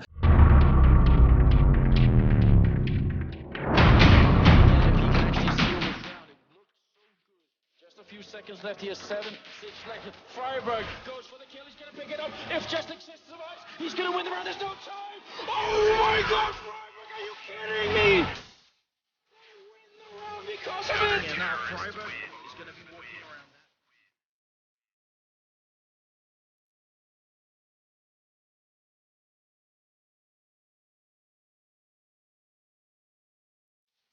that. Hello, everyone, and welcome to another episode of By the Numbers, aka Hot Mics, the whole time. I'm your host, Richard Lewis. Joining me, as he always does, is my co-host, Duncan Thorin Shields. Sam's lurking in the background to occasionally laugh at the ridiculous things Thorin says, which we then edit out of the VOD. Yeah, that's So it. I get my Patreon slice. Did you not actually edit any out of that first episode? Oh, mate, yeah, I did, like. Yeah. Oh, yeah, deep. 5 bits, mate. Fair enough. We insulated you. Okay. Yeah, Just checking. Saving you from yourself, mate. yeah, that's how we I do. thought there was some banter there myself, but you know. No, yeah, it was. That's the problem. Yeah, you thought it was all banter.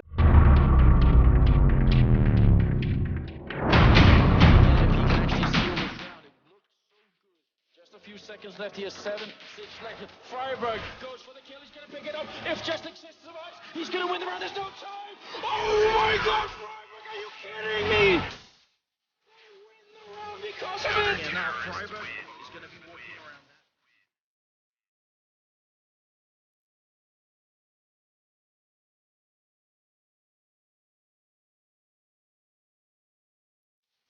Hello, everyone, and welcome to another episode of By the Numbers.